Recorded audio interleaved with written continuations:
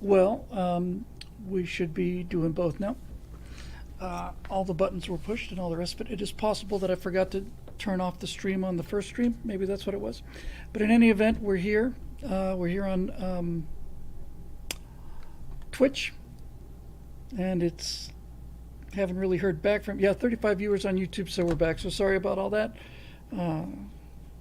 This is just kind of just a little bit nuts. So here we are. As I was saying on the first launch of the show, just a few moments ago,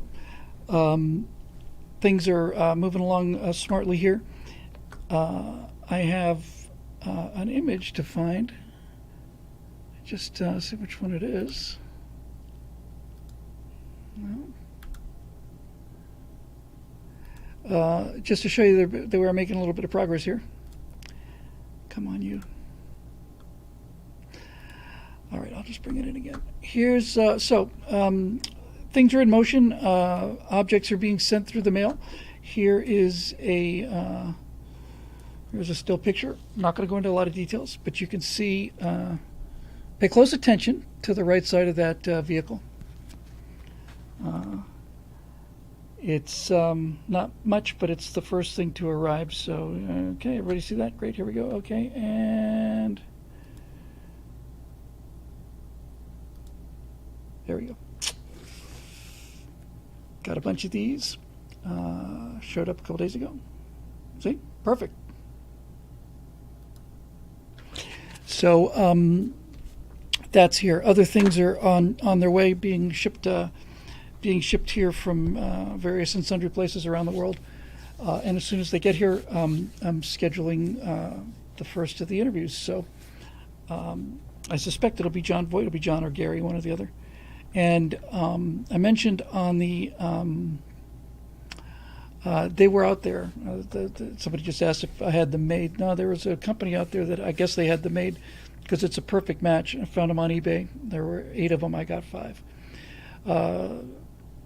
Actually, Jay, is that Battis? Sorry. This is getting to be exercise in... Jay Battis. He says, do you have the pillow? I don't have the pillow yet, but what I plan to do is to present him with a pillow that has been got beer and urine stains on it, supplied by me personally. That's my small contribution to the project. One of our members, when we talked about this, sent us an email the next day and said, I'd like to cover the whole thing. So he did for the wheelchair, and then everything else, the other donations have gone into this other stuff that's coming and for the other things that we'll be able to get. But that was very, very nice, and everybody's been great. So we're pretty much really more. Will it be a My Pillow? Yeah, that should be actually.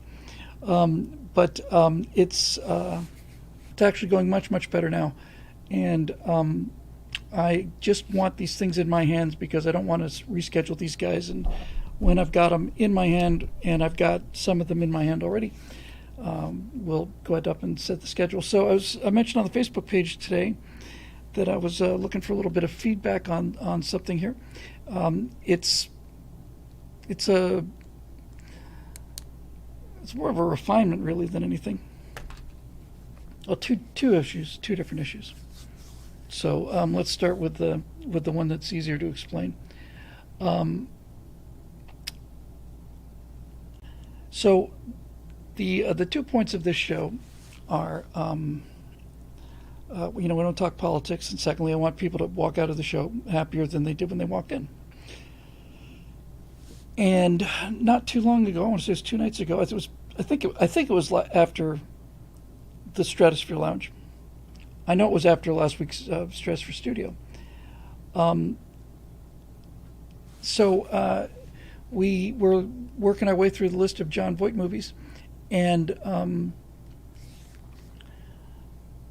we got to The Champ, which I remember seeing when it came out in 1979. And John's great in that movie, but the performance of Ricky Schroeder is it's unbelievable. It's one of the best performances I've ever seen of anybody, And I think it's by far the best performance from a child actor ever. It's just astonishing. Astonishing.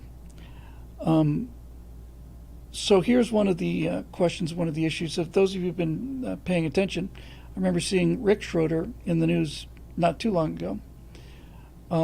He did a TikTok video talking about this underground cult in Los Angeles and Hollywood. 2 or 3 years ago, I would have thought, well, maybe the guy's just been out in the sun a little long. Now I'm not so sure. But I'll tell you one thing. I guess I'm going to have to see National Treasure too. I'll tell you one thing. Rick Schroeder's performance in The Champ is so it's just beyond description. So now we're in the kind of the research stage for these interviews, because I plan to take them very seriously, and I'm going to be very specific about them. That'll be the second feedback issue I have coming up. But once we watched The Champ, Natasha and I sat there and started looking up our Rick Schroeder, because I remember seeing that video about him. He's a controversial subject. He made it to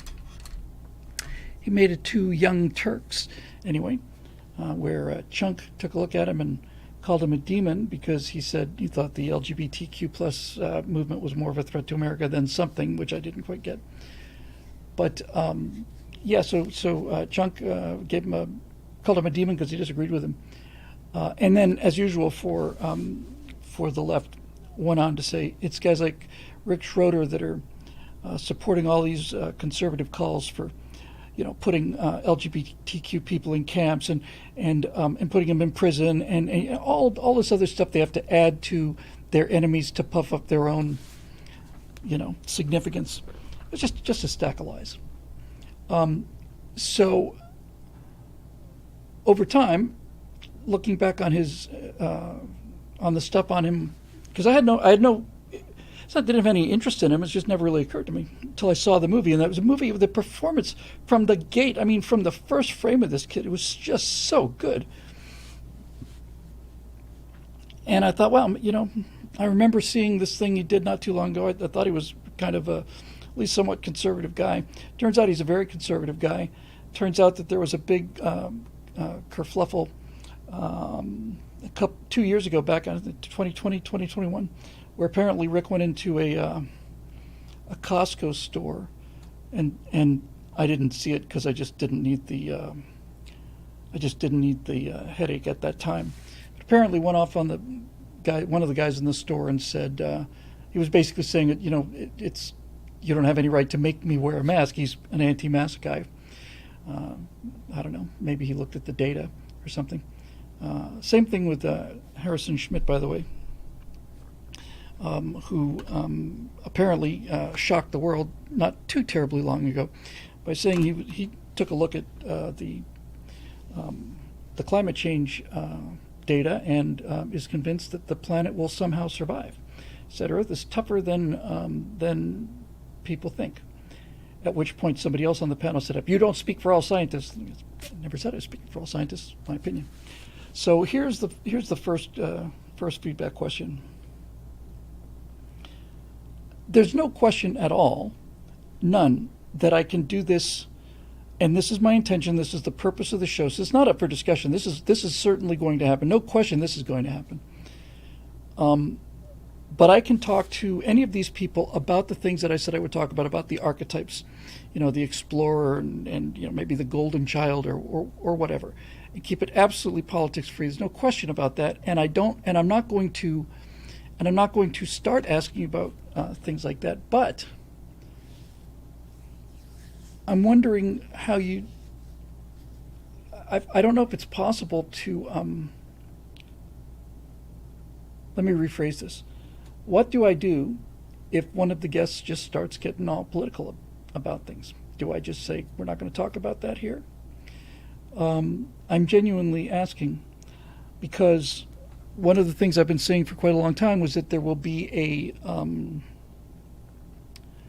that the members at BillWhittle.com will be the only people who can see the whole edited interview, and then the next level up will be able to see the raw footage from start to finish. And then I thought, okay, Maybe we just keep it for like the inside of the club? Maybe we just take whatever political stuff is there, edit that down, don't show it to the public, make it available for members as something else? Or do we just plain trash it? Do we just throw it away or rather than throw it away, just basically once it starts to rear its ugly head, just basically say we're not talking about that? I think I'm kind of leaning towards the last one, frankly. I think I'm kind of leaning towards the idea of if it comes up, because I'm not going to bring it up, but if it at least not on purpose anyway, if it comes up, I think probably I'm leaning towards, this is we're talking about. I get it, but we're just not going to do that here. I kind of think that's the way I'm going to go. Be curious to get other people's points of view on this. And the only reason I say that is because I know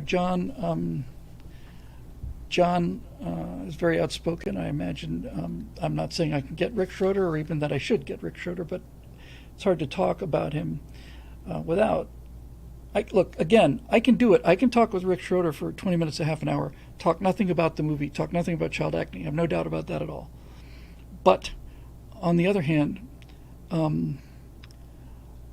I think given the level of the performance that he gave in The Champ, if you haven't seen it, you really have to. I personally think that Rick Schroeder was denied a career that he could have had. It could have been considerably, given his talent and his looks, he could have been Tom Cruise huge. And there's some of that, I know certainly had the same thing happen to Jim Caviezel, and I suspect probably for the same reason. So I got to put on my cogitation spectacles here to get some of the comments back, because when I talked about the political stuff creeping in last time, a couple people said, no, don't do it. And I thought, no, you're right. I shouldn't bring it up, although it's going to be difficult. So let me just have a look here. So Taps 556 says, ring a big gong. Bart's Treasure says, don't throw anything away, and if they lead to politics, it's fair game. It should be included. Be sure to let them not political from the start. Yep. Get it out in post. I can edit it out in post. And frankly, there's no way I'm going to promote it. There's no way I'm going to take the political stuff and let the general public see that at all. Marisha says maybe a behind the paywall portion of the show that talks about politics if it comes up, so members can do something like that. So,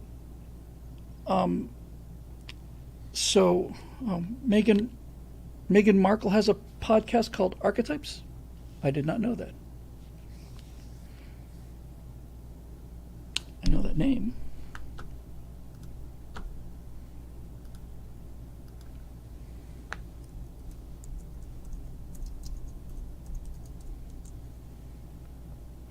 Yes, obviously I know that name. I just wanted to make sure.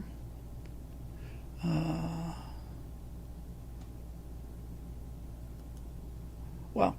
Yeah, I know who she is. I just wanted to make sure I got the name right. Sometimes I make mistakes on that. Yes. So, so frankly, I'm inclined to not really want to change that title. There is nothing new under the sun. I'm sure there are 30 shows out there named Archetypes of some way or another. Not only is Meghan Markle not my audience, I don't particularly hold her in high regard. So frankly, if we can clean her clock, that's great. She can't copyright it, and I don't think there's going to be any confusion between the two. So while I will take it under consideration, I'm pretty sure I'm going to keep it the way it is, and then she can change her show. So that's I think that's one way to look at it. All right. So what the consensus on this seems to be, I think so too, is this. The interview show is going to be called Archetypes. It's going to be about, and I'm going to get to this second part of it in a minute. It's going to be about understanding the human condition through discussions we have with our various guests. The prime product will be the edited version of the interview that talks about the archetype. It is an entertainment-only segment, and it has nothing to do with politics. Since the second level of membership gets to see everything, start to finish, unedited. It occurred to me that if one of the guests goes off on a real political roll, I could edit out a second part of that interview as a second show, make it clear that this is so-and-so talking politics, not release it, certainly not included in the original cut, and then just keep that as a separate file that only Bill Whittle members can see. So that if you want to see the political show, you can. If you don't have to. It will be in the raw footage, and the edited version will also be available for all members at BillWhittle.com. So if it turns out that, Rick Schroeder or John Voight just want to talk politics for 10 or 15 minutes, I'm not going to encourage it. I'm not going to start it, certainly. But I don't think I'm going to ring a bell on him and tell him to shut up either. So I think that's the great thing about politics. Oh, and if anybody knows the answer, this is a highly technical question. It's not the other issue I wanted to talk about. If anybody knows the answer to this, I'd be very grateful. Does anybody know the highest quality way to record incoming video? I'll be recording my video directly onto Drive here as a QuickTime file. That's what I do for all of these things.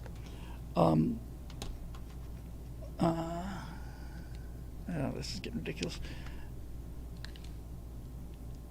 Uptick Mix says, Bill, are you going to have time for all this? Yes, I am. I am going to have time for this.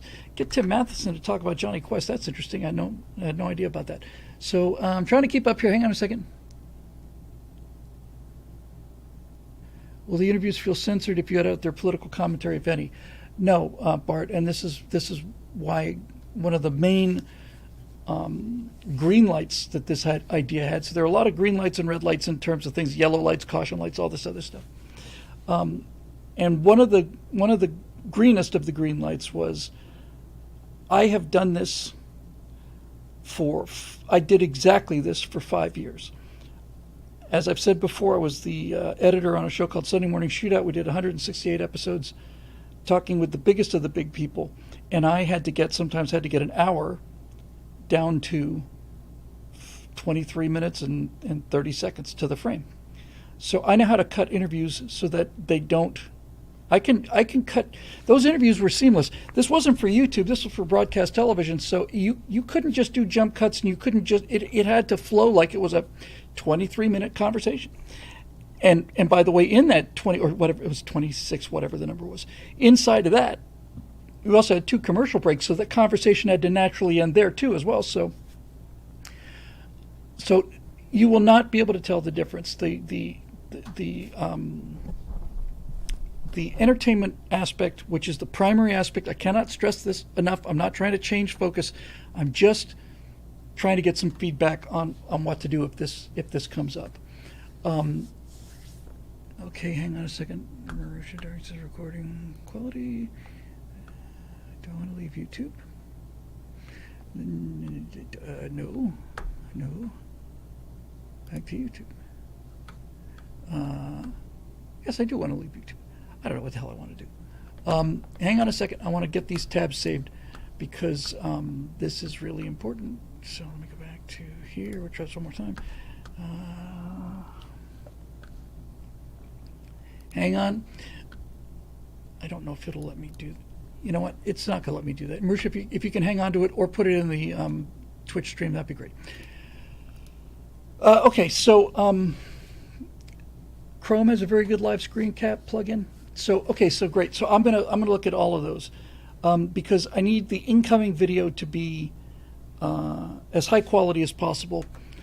My video will go directly to Drive. That's how we do all of our recorded shows, including the right angles. And then I'll be able to edit it down and have the highest quality incoming file because I'm not going to ask them to record their own stuff and then email it and all the rest of that stuff.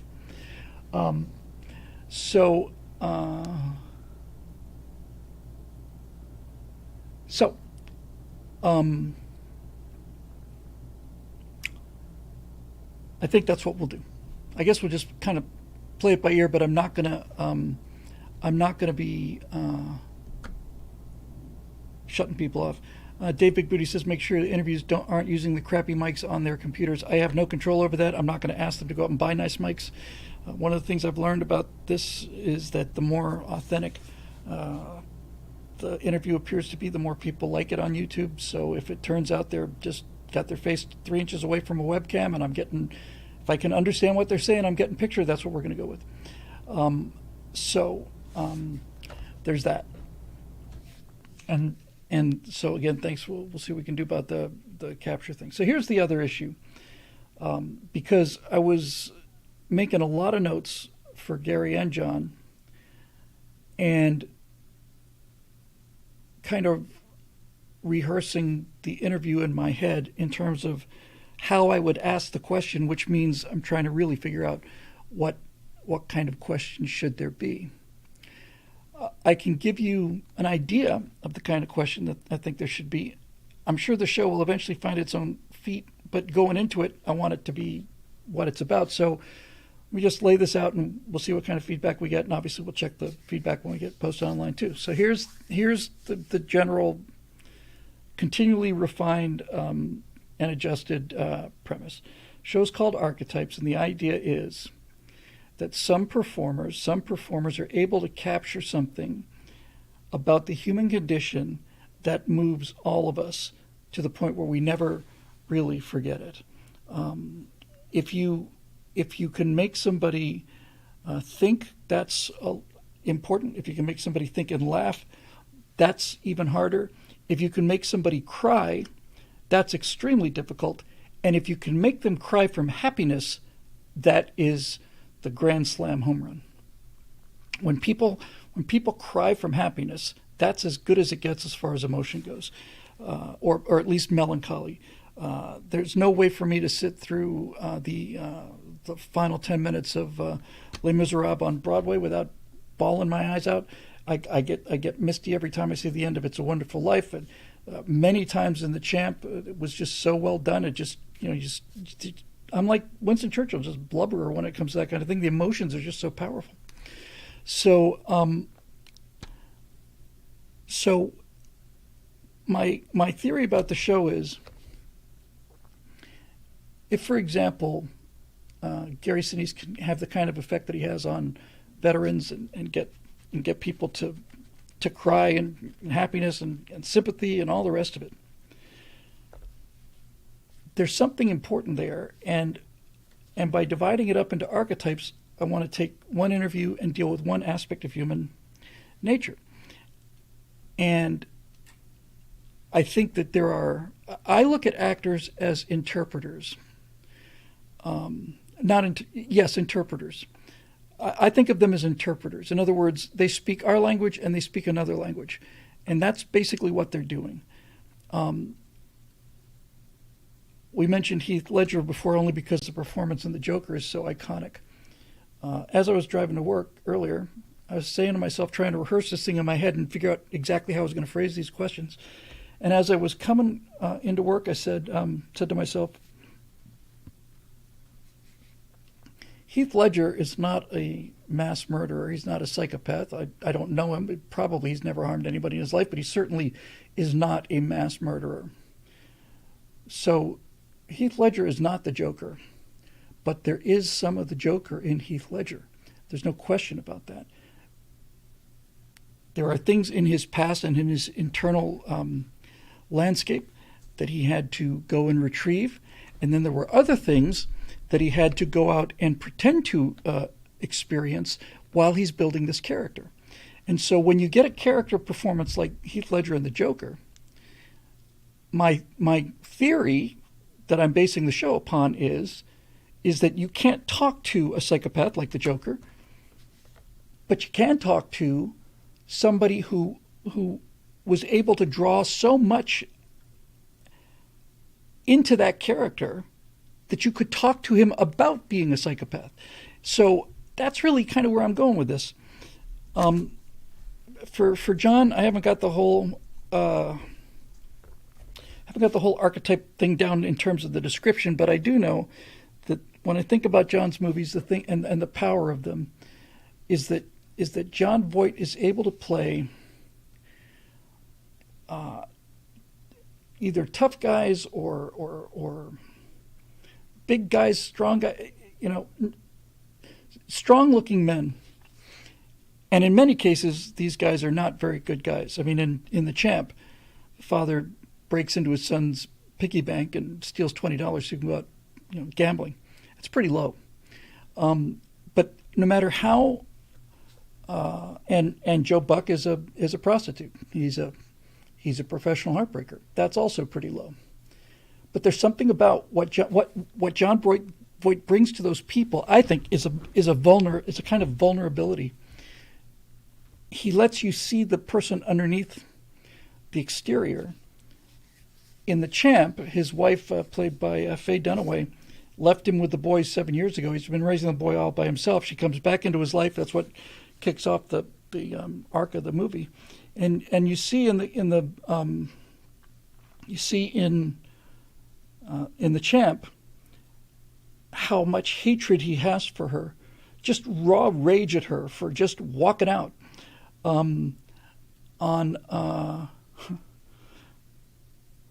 just walking out and leaving him. He's furious. He's absolutely red hot furious. And then she comes to the barn where he works. He's training horses now. He used to be a prize fighter. And they start arguing again. And she says, "I want to get back into the boy's life." And he's saying, "Why aren't you here when you left?" So it's all of this anger and rage that you would get from any divorced couple. And then she said, "There must be something, that we could do." And John's character turns to her, and he's got tears in his eyes, and he says, "You could come back." And that went through me like a hot knife.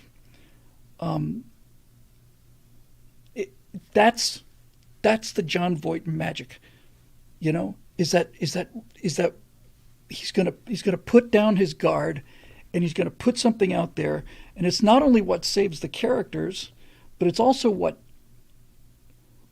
it's the power source for the whole movie. It's the reactor that powers the whole movie. So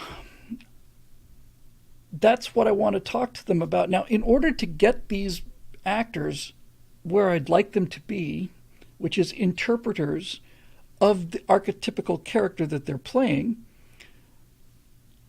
I have to prompt them. First of all, I have to explain to them my theory and tell them that I need to talk to them about the characters. I'm not going to ask them to be the characters. That would be insulting and weird. But I am going to ask them questions, and they can answer as the character internally that they created. Not, again, I'm not asking you to be, Lieutenant Dan or Joe Buck here. I'm just saying, what was going through your mind when you were creating this? I want to find out what it is that these guys put into these performances that has such a powerful effect as Lieutenant Dan and the Champ and Joe Buck, and John won an Academy Award for Coming Home. He beat Laurence Olivier and Warren Beatty and might have been Jack Nicholson too. I think Bruce Dern. So what is it? And this gets me to the point where I really just wanted a little bit of not so much feedback, So I have to figure out a way, and I'm sure I can do this. I have to figure out a way to get these actors back into the headspace they were in when they shot the movie. In the case of Coming Home, Midnight Cowboy, it's 1969, so we're talking, 54 years ago. That's a long time. And so what I thought I would do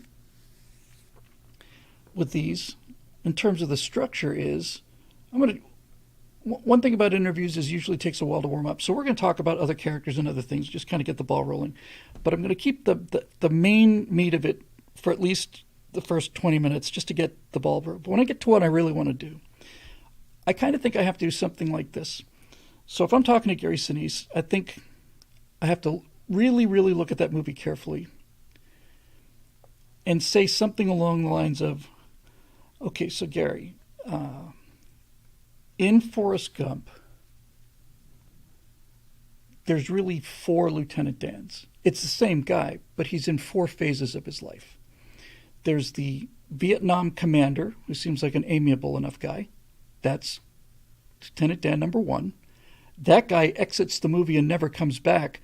the second he's calling in the airstrike, the second that Gumps picks him up and runs away with him, he's no longer Lieutenant Dan number 1, which is the capable and careful platoon leader. Now he's Lieutenant Dan number 2, who is furious, absolutely furious, and on a path with suicide and death because Forrest has stolen his Medal of Honor and stolen his purpose in life and all the rest of it. So that's Lieutenant Dan number 2. Lieutenant Dan number 2 is the guy you see in New York City. He's the guy with the hookers. He's the guy with the feral looking. I mean, just feral looking. The guy who's filled with rage. The guy who puts the ice cream cone in the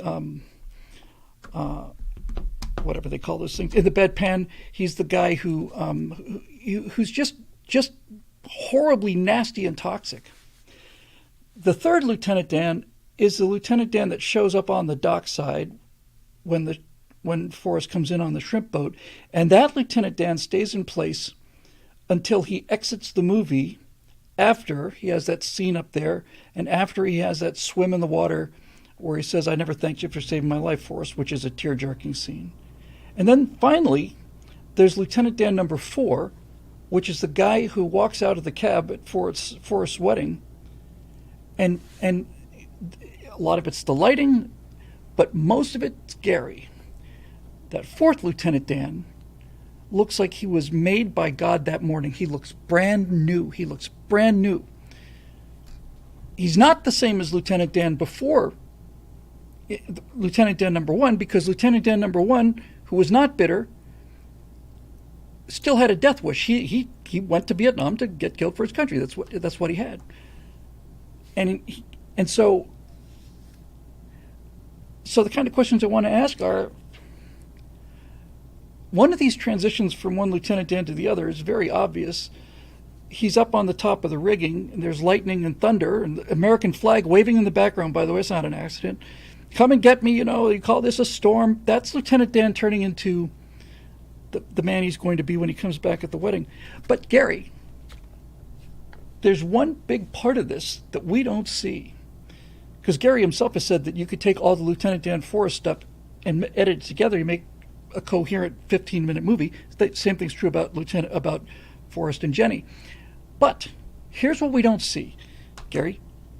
We don't see the transition between Lieutenant Dan number 2, who's the feral rat, who's just chewing his own skin off, and the Lieutenant Dan who shows up at the dock. They look the same. He's got the long hair. He's still in the wheelchair. But they're not the same guy. They're not even close to the same guy. The guy who shows up on the dock has escaped from something, and we didn't get to see it. So number 1, how did you get about going about doing this? And what was it in your mind that took you from Lieutenant Dan number 2, the feral guy in the wheelchair, to a much, much, much healthier and more mellow Lieutenant Dan number 3? He's still got the death wish, but it's not, the guy at the dock is not the guy in New York City. And we don't get to see that transaction at all. We don't get to follow it. We don't know. What happened to Lieutenant Dan on that journey? Because on some level, Lieutenant Dan hits bottom off camera. And hitting bottom is the thing that is what actually changes people. People who are in pain will continue to go through pain and more pain until finally they either die or they can't take any more pain. And so that's called hitting bottom. And if you're lucky, you've got a shallow bottom. You don't have to find yourself under a bridge with a needle in your arm. Some people don't. Lieutenant Dan had a pretty deep bottom he had to hit, but he hits it off camera. What was it? This is the kind of questions that I want to ask. And so I have to go through the movie and pick those moments. As a writer now, I have to pick the moments that the writer put into the script that set up the character. Because if you look at a movie screenplay, a great movie, the writer has taken all of this human emotion and storytelling and all of this pain and all of this joy and all the things that he wants to say. He's put it in this story. He's got the story. And he reduces this down. He dehydrates it and flash freezes it. So it's just a couple of little black marks on a piece of paper. Then the actor comes along and adds water to the script and rehydrates the character out again. And I'm really interested in that rehydration process. So I go looking through the script, and this is the kind of conversation I'd like to have with these actors. If you take a look at, The Champ, the first time you see his character Billy, everybody is walking horses. It's just nothing but dawn, and there's works at a stable, racehorse stable, and everybody is walking horses. Everybody. 25, 30 people out there exercising horses. But the first time you see Jon Voight's character, he's dancing when he walks those horses. He's doing a dance. He stands out. Instantly. Where did the dancing come from? He has a moment where he's stolen his son, this perfect child. He's stolen this boy's money out of a piggy bank to go gambling. And we can tell from the number of times that the boy's seen him drunk, and the boy brings him upstairs and puts his father to bed, takes off his shoes, does all of this stuff. And so he steals $20 from his son, goes out gambling, but this time he wins $6,400. So he buys all these presents for everybody there. It's like a big extended family. And he's handing out all these presents. And the boy's starting to get worried because nothing for him. And his dad has let him down a lot. And I think, I'll look at it again, then the Jon Voight character, Billy, says, I think that's it. Did we get everybody? Did we get everybody? I think. And now the boy's about to cry. He's not going to say anything because he loves his dad so much. That's what that movie's about, is how much this boy loves his dad. And he's just about to cry, and then Billy, the champ, says, wait, I know I forgot something. I forgot one thing. And you look around, and out from behind this barn or something comes this little horse, a race not so little, it's a horse, and it's got garland of flower around it and all the rest of it. And then when he says, this is your horse, it takes TJ, the son, it takes 3 or 4 questions for that boy to say, mine? Yes, it's yours. Forever? It's yours forever. We don't have to shit. No, it's your horse, TJ. And so I want to ask him, does the character pretend to have disappointed the boy again because he wants the contrast? Is that it? Does he want the contrast? In other words, if he comes back and just starts handing out all these presents and everybody's happy and the boy's happy, it turns out he gives the boy the horse first. Then the boy starts out here, and and everybody else is here, and the boy's super happy, and everybody's happy, and we got, everybody happy, and we don't have a scene. There's nothing happening. It's not a scene. But the way that Billy handles this situation is to increase the contrast by making TJ think that he's once again he's going to get screwed again. He's just not going to get what he wants. And then when Dad finally does deliver the goods, not only the goods, he delivers the ultimate goods, then that makes the kid even more amazed. How does that work? I mean, how does that work in real life? Because a lot of us kind of do something like that. And then after the boy and his horse, the boy just falls in love with the horse, races the horse, kid's really happy. Then Billy goes out and gambles and ends up owing a guy $2,000, and the only property he has is the horse.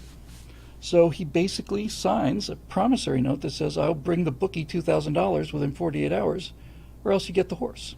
Now he's bet the boy's horse. So here you go. This is the essence of that character. The essence of the character is the war that goes on inside his soul between these addictions that he cannot control and the better angels of his nature. And the whole movie ebbs and flows like this. Ebbs and flows, back and forth, back and forth. You see the demons, then you see the angel, then you see the demons, then you see the angel, and every time the stakes get higher and higher and higher and higher and higher. And both of those things live within this guy. So John, what's that like? Because you're able to do something with a look that turns a guy who steals his own kid's piggy bank and also bets the only thing that he ever gave him and that the boy loves, bets him and loses him playing craps. How does that guy live with the guy who loves this boy so much in that scene on the beach? How does that happen? These are the kind of questions I want to ask. I want to really understand the script and how the script works, because here's another great example. Perfect example of the kind of questions I'd like to ask, and the fact that we're not getting anything in the comments is a good sign. Here's what a writer can do to help to tell the story. It requires the actor as well, but I think this is the best example. It's the best one I could think of anyway. So let's talk about the last moment in Forrest Gump where you see Lieutenant Dan. It's at Forrest's wedding. Lieutenant Dan has been out of the movie for quite a while now, running Forrest's business. It's like he's gone. He's out of there. And all of a sudden, this taxi pulls up, and Lieutenant Dan comes out, and he's not in a wheelchair anymore. He's got his titanium legs. He walks over, and he says, Forrest, I want you to meet my fiancée. And I thought, okay, now. For those of you who can remember the movie, Lieutenant Dan's fiancée is Asian, and she's not very attractive. Why is that important? Well, she's probably Vietnamese. But the fact that she's Asian, without saying a word, without anybody saying a word, you subconsciously realize two things when you see that woman. Number one, Lieutenant Dan is over his Vietnam trauma because he's marrying the kind of people that were trying to kill him, who blew his legs off, in fact. So he's certainly over that. And the reason that she's not attractive is important is because all we've ever seen of Lieutenant Dan and women is him buying these hookers. And so is this a rent-a-date? It's clearly not. And the fact that he says this is my fiancée means he's lost the one thing he's had throughout the entire movie. This is Forrest's gift to him, is to get rid of Lieutenant Dan's death wish. He's had a death wish from the moment he appears on the screen. From the moment he appears on the screen until the moment he goes backwards and starts swimming on his back and basically says, Forrest, I never thanked you for saving my life. And he just swims along, and Forrest says, I think he made his peace with God. Then Lieutenant Dan is out of there, and he doesn't come back to the very end. But when he comes back at the end, he's remade. He's completely remade. He's a cleaner man than he was when we first see him coming out of the tent. And that guy was a pretty cool guy. The first Lieutenant Dan is friendly, competent, cares about his men. He's not one of these idiot Lieutenant Butterbars running around getting everybody killed.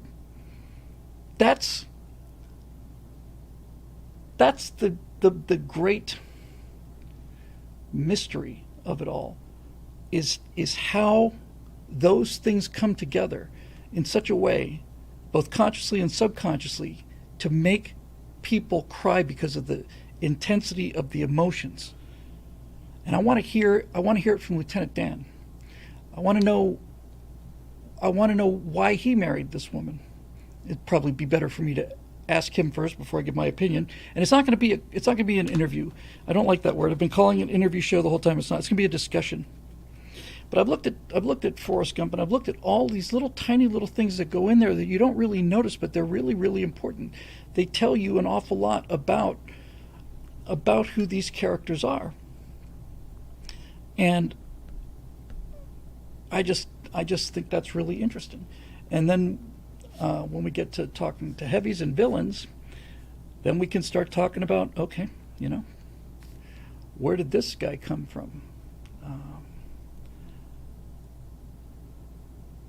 Robert Davi comes to mind in terms of the people I know, and Adam Baldwin, who I think those two characters, Animal Mother and Jane, certainly Jane Cobb, are redeemed, or at least redeemable. People are on their side. But it's a pretty near thing for Animal Mother.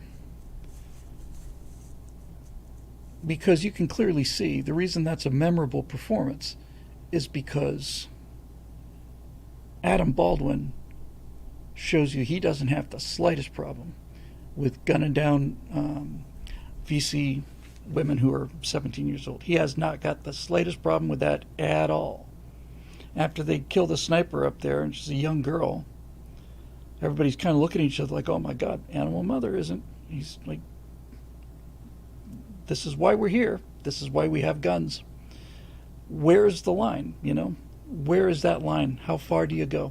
Because you could take Animal Mother another half a step forward and he'd be a psychopath. And everybody would hate him, but they don't. How did you feel where that line was? I find this interesting. And so the conceit of the show is that actors and other people in other ways can be interpreters of human emotion and human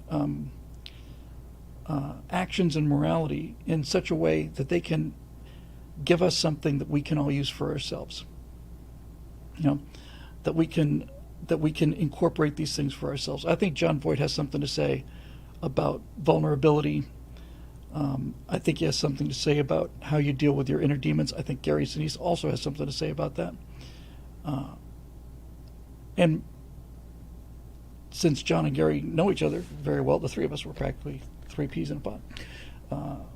But Gary and John are very close friends, and it only after I thought about doing the show as an interview show did it occur to me that Jon Voight won his Academy Award for playing a crippled Vietnam vet coming back from Vietnam.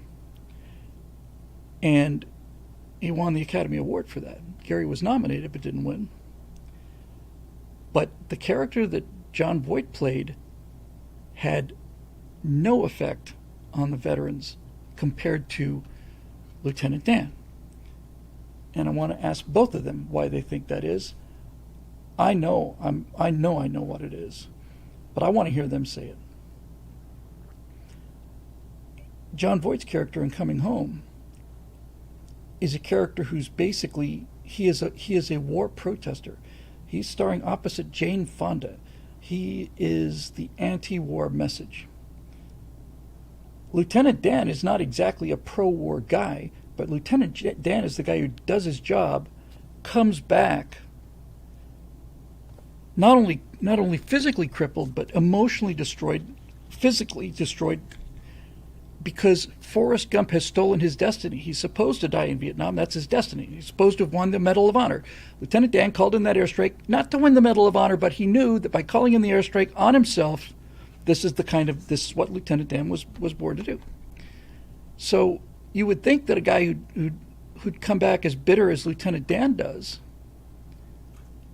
would be as anti-American, anti-Vietnam, be as much of a protester as Jon Voight's character, but he's got one flat space on his wheelchair, and this is what Lieutenant Dan puts on his wheelchair.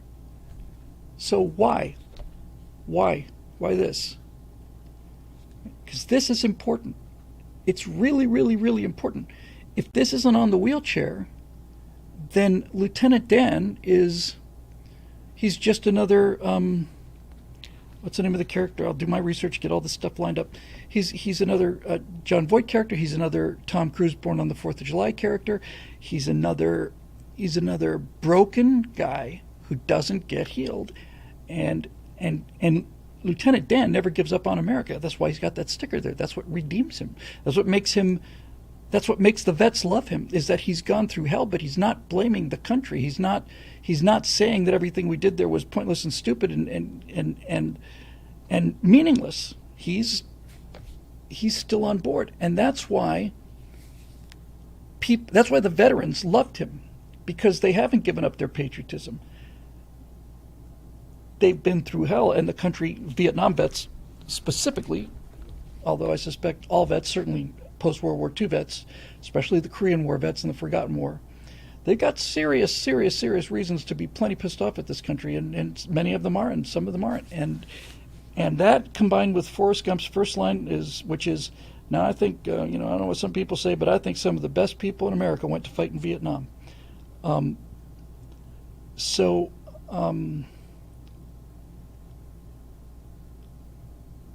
that's an interesting line. Dave Big Booty said they gave Gary Sinise's Oscar to Martin Landau. That was very, very good performance too. And the idea that one of those 5 performances is better than another one is just kind of ridiculous. I'll talk about that too. But because Jon Voight beat out Laurence frickin' Olivier, and different actors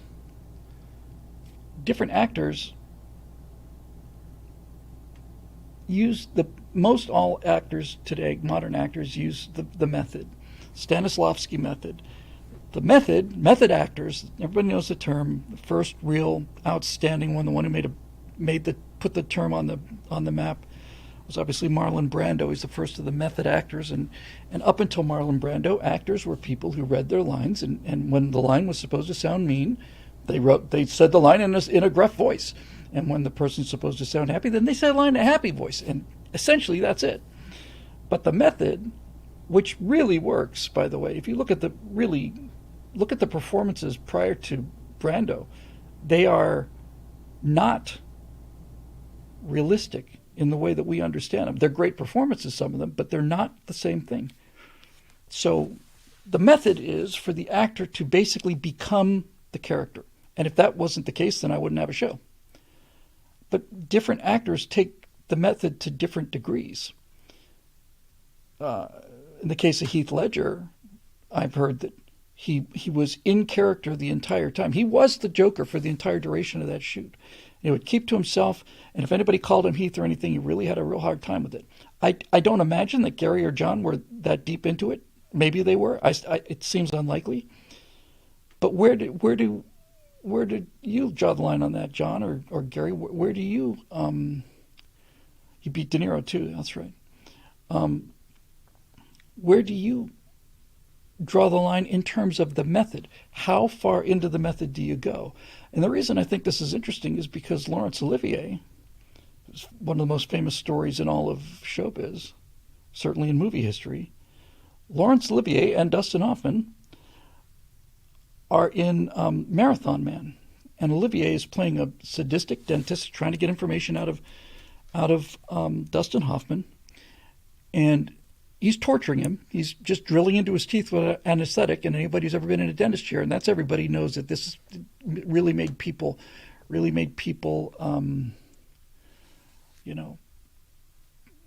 just squirm. But there's a famous confrontation that happened between these two great actors, Dustin Hoffman and Laurence Olivier, where Dustin Hoffman didn't sleep for 2 days, and Dustin Hoffman was just barely awake, and he's sweating, he's all these other things, and Laurence Olivier just turned to him and said, "My dear boy, why don't you just act?" That's actually a really, really, really good question. It's just that's why that story is so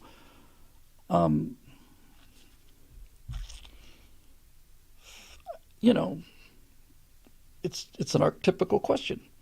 The old school actor saying to the new school actor, "Why don't you just act? Why don't you just pretend?" Of course, all the acting is pretending. It's just a different way to get there. George says, actor, I don't break character until I do the DVD commentary. Now, I've done enough acting to know how poor of an actor I was, and I'm fine with that. But I've done enough acting, and I did a small role in a film. It was a real small role. I was working as a production manager on that movie.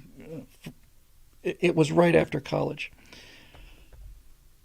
And there was a scene where the lead character gets fired from the kitchen, and somebody had to be the head of the kitchen, like the head chef kind of guy.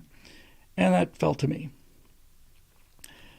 And we were working with really great people, and we're out in the trailer. And almost as a goof, I started doing this Italian accent. And then I kept doing it.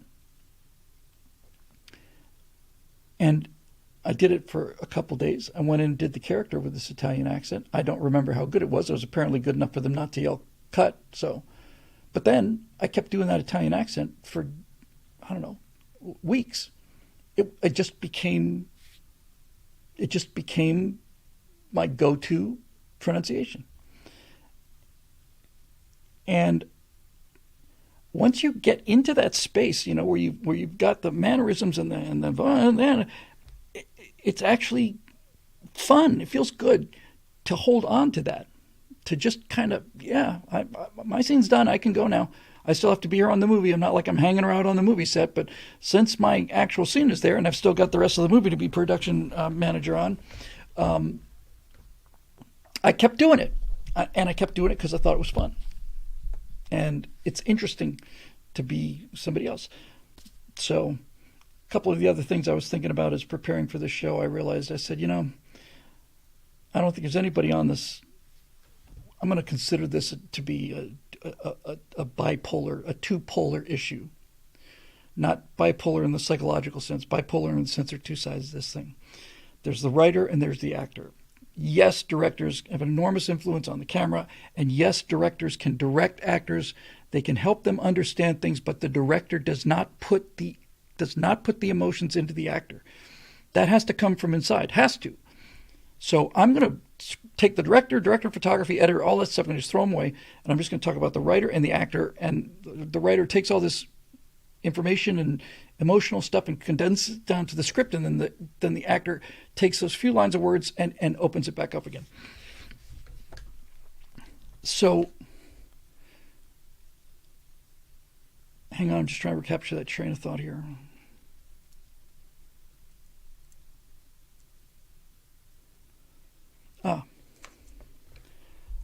So, writers, in my opinion, are driven by justice. I know it sounds self-serving, but I really think that's it. I think writers write because of injustice. Either they write a script where the world conforms to the kind of justice they should have gotten, and the John Hughes movies are perfect examples of that. There's a guy who was a nerd his entire life. Then he got to be a filmmaker. Then he made movies about what it would be like to go through high school and college where the nerd gets the girl. And they were great. They were great fun.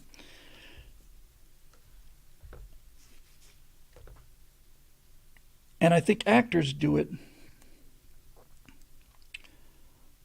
out of a sense of either curiosity or unease or both. But actors look for different characters every time. There's something about them that is, I don't want to say empty, pliable is a better word. They're in it so that they can pretend to be someone else. And when they've done that someone else, they don't want to keep doing that someone else anymore. How many times have you heard this? How many times have you heard this from anybody? First thing that Leonard Nimoy wrote after Star Trek was over was a book called I Am Not Spock. Well, Leonard, you are. You're one of a handful of people who did such an amazing job with that character that you are now uncastable. You are always going to be Spock. And Bob Denver's always going to be Gillian. And that's it. So actors are looking for something different. One of the questions I want to ask Gary is, I forget the exact number. I'll have all this stuff written down. Virtually positive I have the number right. So Gary did CSI New York. And he did, I want to say 169 episodes of CSI New York. And I don't know if you know, if you're a fan of the show, if you can remember any one single episode or maybe a handful of them. You sure as hell are not going to remember all 167 episodes of them. What's it like as an actor playing the same role 167 times with just a script that is, and I mean no disrespect for this whatsoever at all. I have high admiration for it. What's it like, though, to play the same character and then just do the same script week after week after week, because it's the same script. Body's been discovered. What kind of evidence do we have? How do we get to this? There's my clue. Here's my lead. Here's my informant. Here's the conclusion. Here's the chase. Here's the confrontation. Here's the conclusion. You do that 167 times, 169 times, you get a little tired of it. How do you deal with that? I wanted to ask that same question to John Ratzenberger, but it'd be different for Ratzenberger because Ratzenberger's working on a comedy. And he gets at least the feedback of it. So I just, this is the premise of the show. And the show's going to work or fail, succeed or fail, predicated on my ability to get these guys to really open up on a level they never have before. And I'm not going to let them go. I'm just going to clamp my jaws around their ankles and just going to shake them until they spill it out. I think the hardest thing to portray for men is vulnerability. Even if you're playing an actor, if you're an actor playing a character, you've got to go inside yourself for vulnerability and to reveal that vulnerability. So when John Voight, as this boxer Billy, says to this woman who he hated and also never got over, says, well, you could come back, which just knocks you on your feet, you know. John has to deliver that line out of the exposure. Just think of his exposure. Just think about all the risk he's taking there. He's in a battle for the boy with this woman. He doesn't want to give her anything. He's furious with her, and she is in direct competition for the only thing in his life that matters. And he's willing to let down his guard and say, well, you know, and he's practically crying. He's like, you could come back. We could be a family again.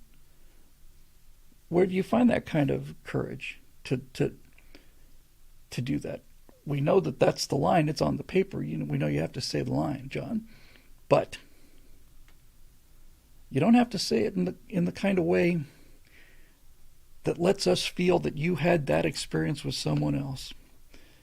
And not only do I not know who that was or care, it's none of my business. But did it hurt as much in the movie when you shot it as it did when it happened to you prior to that? Because you drew on something. I think this would be a good show. I really do. I think it's got some real potential. And obviously it'll be somewhat different for Burt Rutan. Obviously, Dick Rutan. I was about to send a letter to Harrison Schmidt. I've got his email address from Burt. I'm saving that. I just want to get these first episodes kind of up and running, and then be able to point to those. But if I was talking to Harrison Schmidt or Charlie Duke or Dave Scott, I've heard that Buzz's memory's going pretty fast, which is not unusual for a man in his 90s.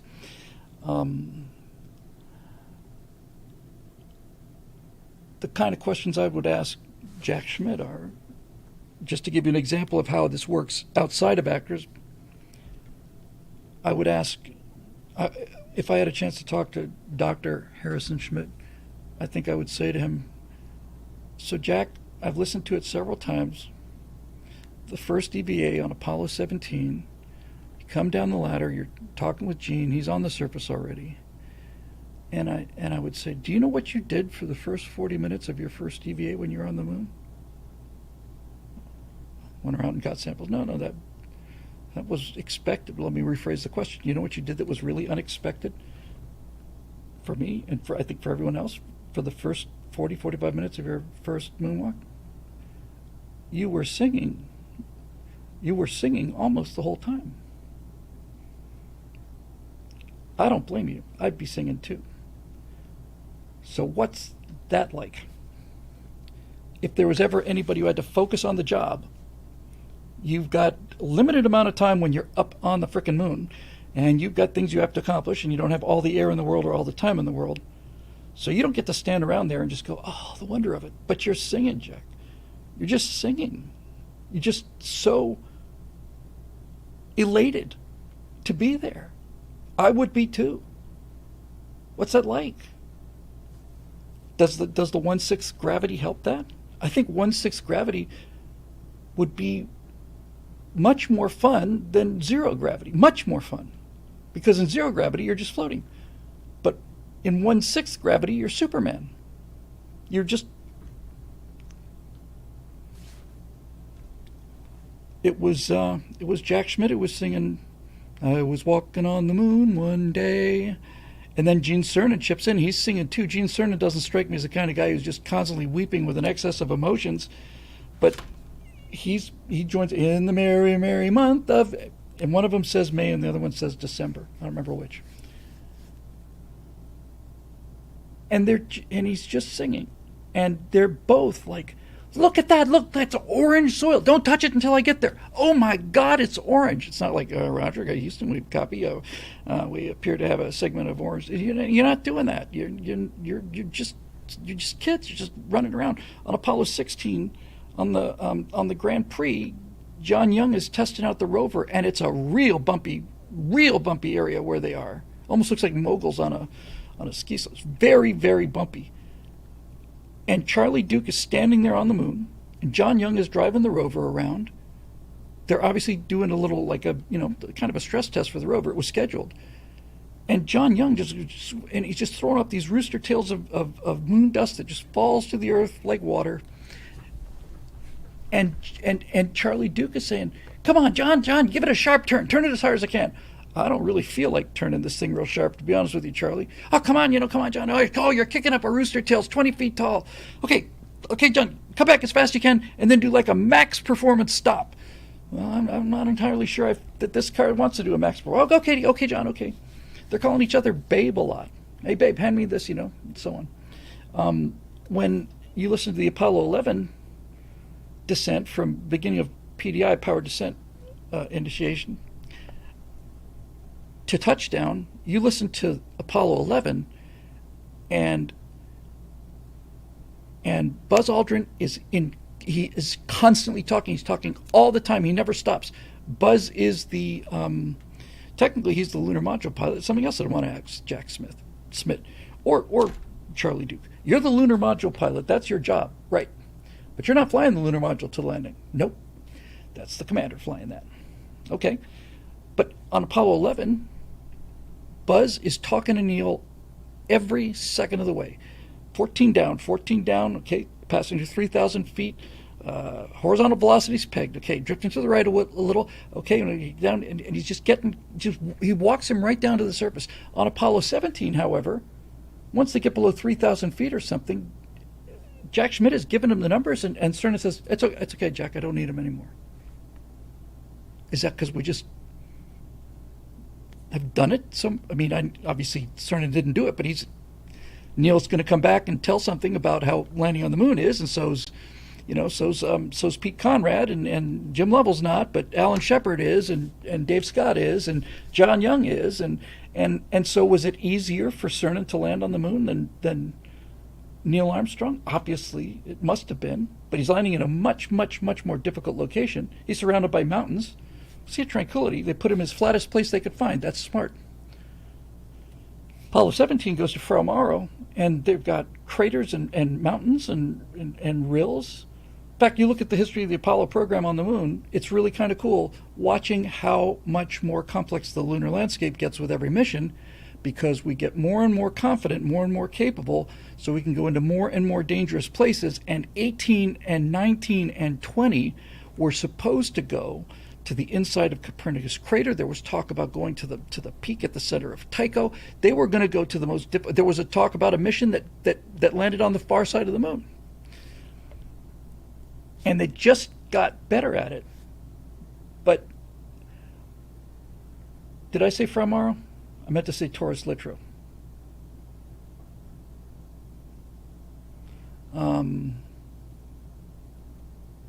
15 was Hadley Rill. 16 was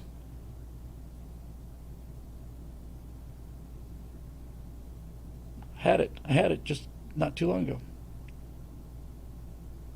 Was 16 Frau Morrow? No. It'll come to me in a second. Anyway, again, I'll have notes, but I know this stuff, so, he's singing.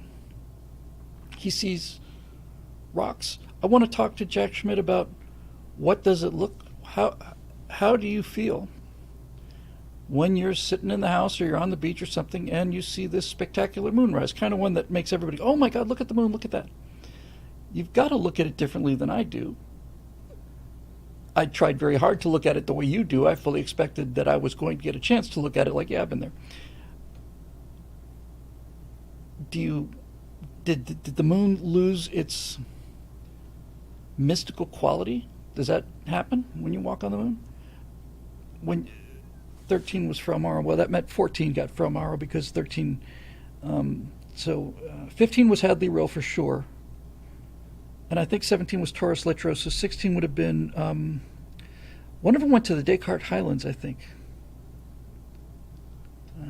17 was Taurus Littrow. Okay, got it right.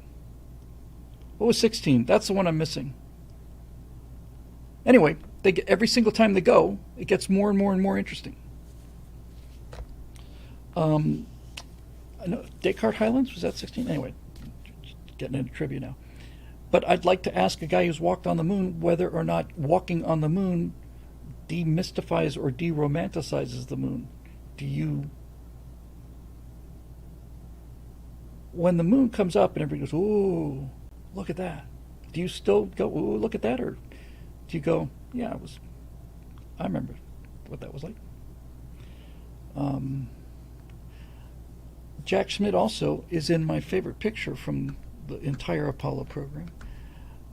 Descartes Highlands. Okay, I got it right. It just took me a while. The iconic picture from the Apollo program, obviously, is Buzz Aldrin standing there with Neil Armstrong. But my favorite picture from the Apollo program is this one.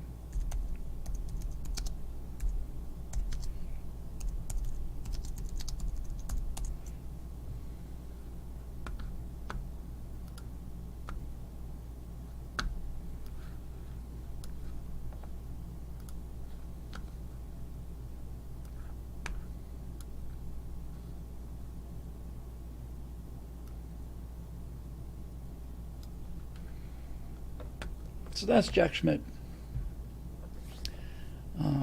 And that's the American flag, and that's the Earth. And just look at those colors.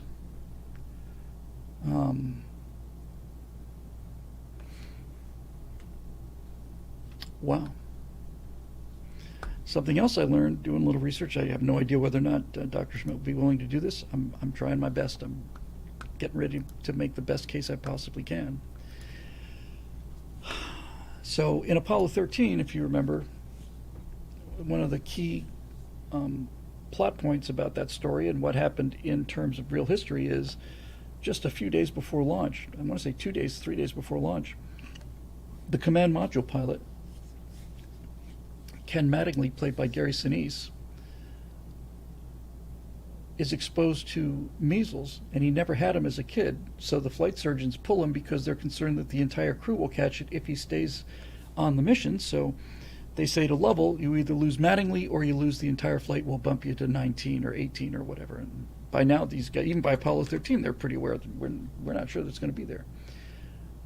So one of the plot points, or at least one of the key moments in Apollo 13, is when Ken Mattingly finds out he's not going to the moon on that flight. And I thought that would be about the biggest disappointment there could possibly be, but Mattingly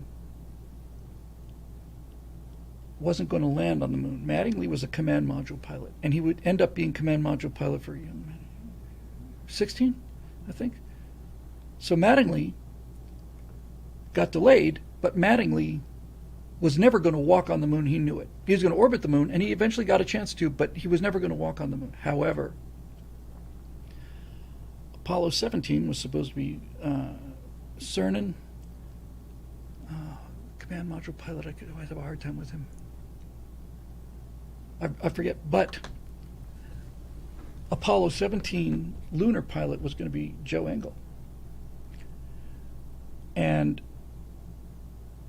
Schmidt was scheduled for 18 or 19. And when it became clear they were going to cancel Apollo 20, Apollo 19, and Apollo 18, NASA said, well, we got to get a scientist on the moon just so we can say we did it. So they took Harrison Schmitt from a later mission and put him in the right seat on the lunar module for Apollo 17. And that meant that Joe Engle not only didn't go to the moon, he didn't get to walk on the moon the way he thought he was going to walk on the moon. Now, you want to talk about a punch in the face. That's going to have to be it. I thought, wow, it doesn't get worse than that for Mattingly. He wants to go to the moon. He's told he can't go to the moon 3 days before launch.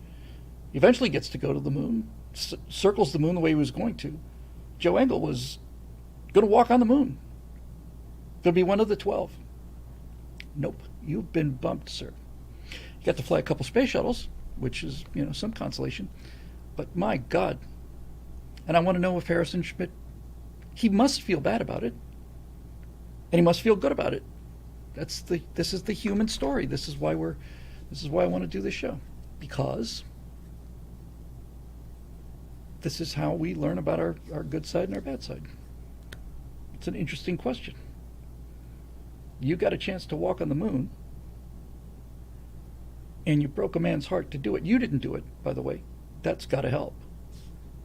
You didn't do it. You didn't go to NASA and say, hey, bump him for me. That decision was made by somebody else. So you don't have to carry the weight of that decision around. But nevertheless, you must have regretted it. Did you think about it during the mission? And at the same time as regretting it, you must have also seen the writing on the wall that everybody else saw, and thinking, I'm not going to get to fly to the moon. I've been training for this for God knows 10 years, and I'm not going to get a chance to go. And it's worse than you're not going to get a chance to go, because I didn't get a chance to go. That's not the problem. The problem is when you're one of the people who are told you're going, then you find out you're not going to go. So, on some level, Jack, I imagine that would have felt just plain miserable. And I'm curious to know if there was any time when you were on the moon where you thought about that. And at the same time, Jack, like I said, you could have seen the writing on the wall, and you must have known that there was not likely going to be 20 got canceled early, 19 and 18 were on the bubble. Nixon, if I remember correctly, I'll double check this. Nixon ordered Apollo 17 to fly after the 1972 election. So that would have been in November of 72.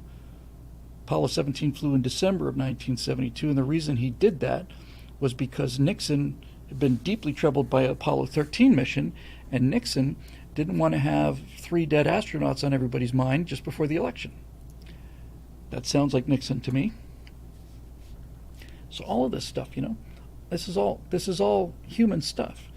And I like to think that I'm able to be a translator for the translators because I know enough about what they are doing or did to be able to ask them questions that are difficult to answer. What's it like walking on the moon? That's not... He's answered that question 10,000 times. Why were you singing for the first 45 minutes when you were on the moon? I think I know, because I wanted to walk on the moon. Eric Blake says Nixon's tragic flaw was his paranoia. Yes, I think there's probably another couple you could toss in there, but in any event, he's a tragic figure because he did an awful lot of good as a president, and he did awful lot of bad as well. So here we are in the real world. I mentioned that when we talked to Bert, I wanted to talk to Bert about a lot of things. I want to talk to him about airplanes, obviously. I want to mostly with Bert, I want to get to how Bert is able to think. There is no box when Bert is thinking. It's almost impossible to completely throw away any template you have in terms of, if you're in the construction business and somebody says, here's the plans for this house, you got a pretty good idea that you're going to start on the foundation, then you're going to put in the walls, then you're going to put in the roof. That's the general order. Takes a pretty astonishing mind to say, you know what, we're going to start with the top. We're going to build the roof first, then we're going to build the foundation, then we're going to build the walls. That's the kind of box that Bert Rutan thinks outside of. And, Bert is, he when he ran scaled composites, he had a perfect safety record, and then somewhere just before, or maybe it might have been after, I have to check this too, but there was an explosion, a refueling explosion that killed 2 people, and it just really laid him low, really hurt him badly. Bert's a very sensitive guy, and he felt on some level responsible for it. I've gotten into a fair amount of detail, not only with him, but with I was actually in constant contact with Brian Benny, who flew Spaceship One, and I was looking forward to having lunch or dinner with him. And I found out he died. I found this out just a month or 2 ago. But Virgin Galactic had a launch in 2017, a test run. I think the vehicle was called Enterprise.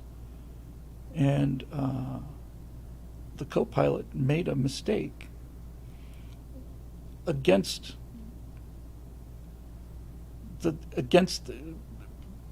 Spaceship Two was obviously inspired by Spaceship One, but it was built and I think final design was done completely independent of Burton's Scaled Composites. But nevertheless, it's the feathering design, and it looks like almost certainly that on that mission where one guy was killed and the other one miraculously survived, as they started the climb up, the co-pilot reached up and unlocked the feathering mechanism, which he wasn't supposed to do until the rocket engine had cut out.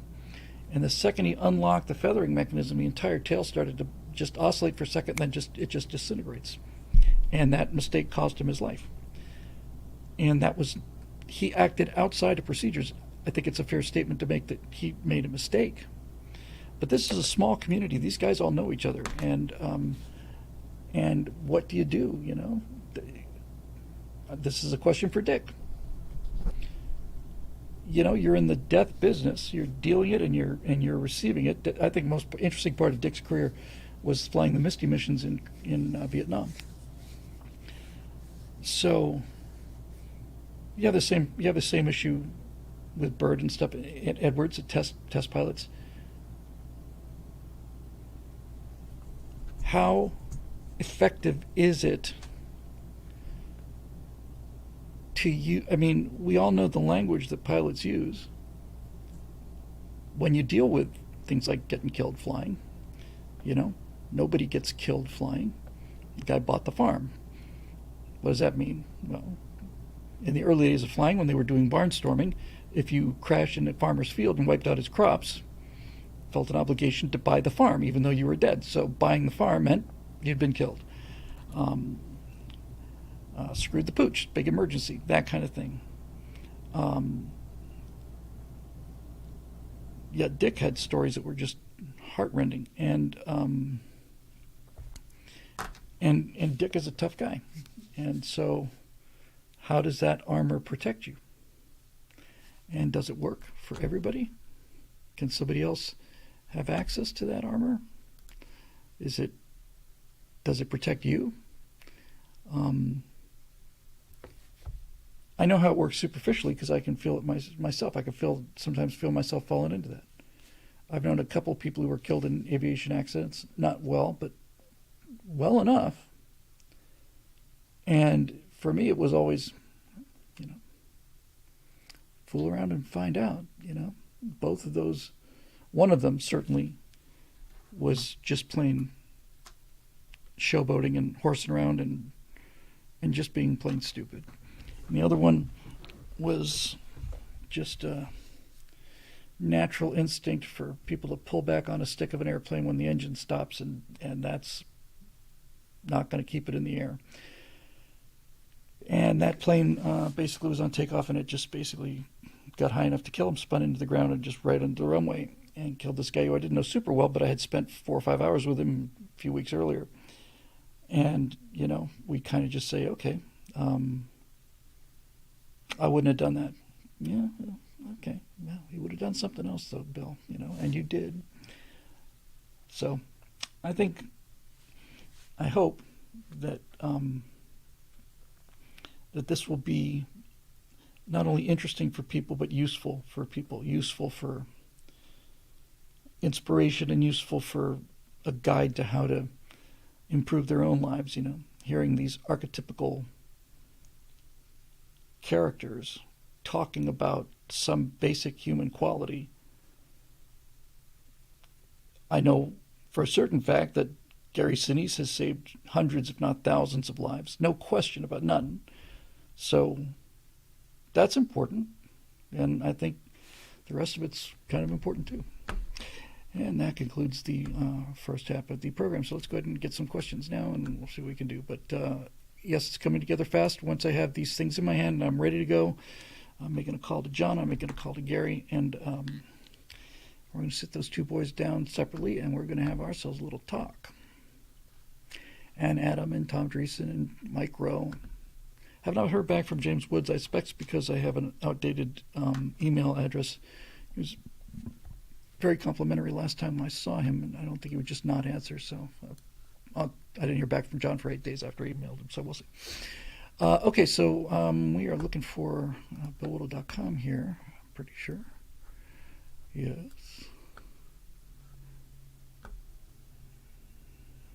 And again, thanks to all of you who made donations online, wrote checks.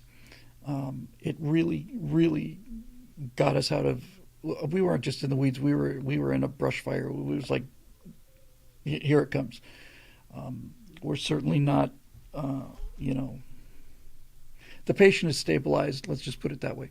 And I owe all of that to all of you and your great generosity and faith and so on. So. Let's go to the members section. That's not the page I wanted. Oh, yeah, I guess it was because I wasn't logged in. I keep having to log out of my own site because we do the backstage show for members only, and when I post these things in order to test them, I gotta make sure that I'm not logged in so I can bounce off of that content. There's going to be a lot more of that kind of content coming. I'm really looking forward to the editing, actually, especially the editing of, I don't know how many we'll do.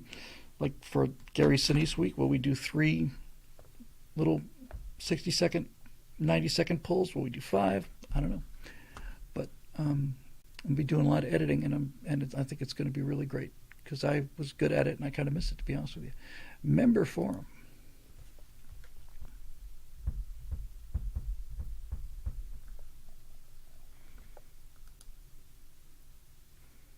I saw one of these questions on the website the other day. So I caught a little bit of it. And so he said, everybody knows what being red-pilled is. When you wake up, become a conservative. Black pill is, everything's going to end. And somebody in one of the questions talked about getting white-pilled. So that's kind of nice, too.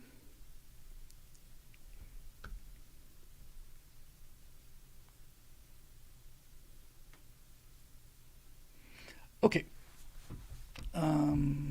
Are you an archetype, Whittle? No. And that's not the official question, so there's your answer. So here's from Eric Spikes. So here's last week's latest update on SpaceX's next Starship launch, or as I'd put it, their next Apollo A mission. As you once brilliantly described, thank you, the Apollo A mission was launch the unmanned command service module into low Earth orbit, turn it on and see if it explodes, and if it doesn't, great, we move on to the B mission. In this case, it's a Starship. So they've done a partial on-the-pad test, and I think they just, within very short time ago, did a full engine test. The new launching pad is astonishing. It looks as good as everything else. You notice, if you look at the Falcon launches from Kennedy, I think the thing that's most striking about this being a 21st century program is if you look at the gantry. Everything prior to SpaceX was just orange, steel girders painted orange, open, all the tubes and everything. The SpaceX gantry is narrow and black, and the walkway looks like some super high scale kind of walkway between two very expensive hotels. The inside of the Dragon capsule is not engineered, it's designed. I mean, it looks like a 21st century spacecraft, and then, you put the engineering into it, but I mean, it's just incredible how roomy it is. Obviously, a lot of that is that computers don't take up as much space as they used to, and they can do a lot more of the work, so there's a lot less bulk. and we did make some progress despite the fact it didn't seem so. Anyway, here we go. So as you can see from this article he quotes, the first hint of a potential launch appears to be on the 31st, which is 4 days from now as we record this. But Elon says the odds that the Starship won't explode this time are roughly 50 to 60%. To quote Marty McFly, "You're inspiring me with a lot of confidence, Doc." But in all seriousness, he's explained that complete stage separation is the goal this time. What do you think? Well, thank you for that question. Great question as usual. Now,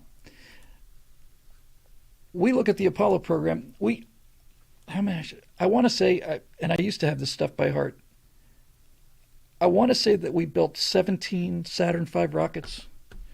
Might have been 16. It's close to that.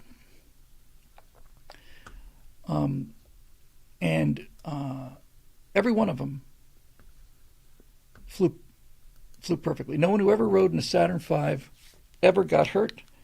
While there have been minor failures, like a second stage engine not going or losing a first stage engine, the Saturn V flew 17 or 18 individual ones without a single ever failure. And you think, okay, well then why is Elon Musk saying, well, we have a 50-50 chance of getting this thing off the pad? And why did Spaceship explode on the second one?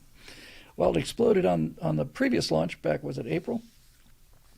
The Starship Super Heavy exploded because the range safety officer pushed a button and blew it up. It blew it up! God damn you. Now, the reason that they blew it up was because the most powerful rocket in the world was starting to turn into one of the most powerful pinwheel fireworks streamers in the world, and pretty soon that's going to end badly anyway.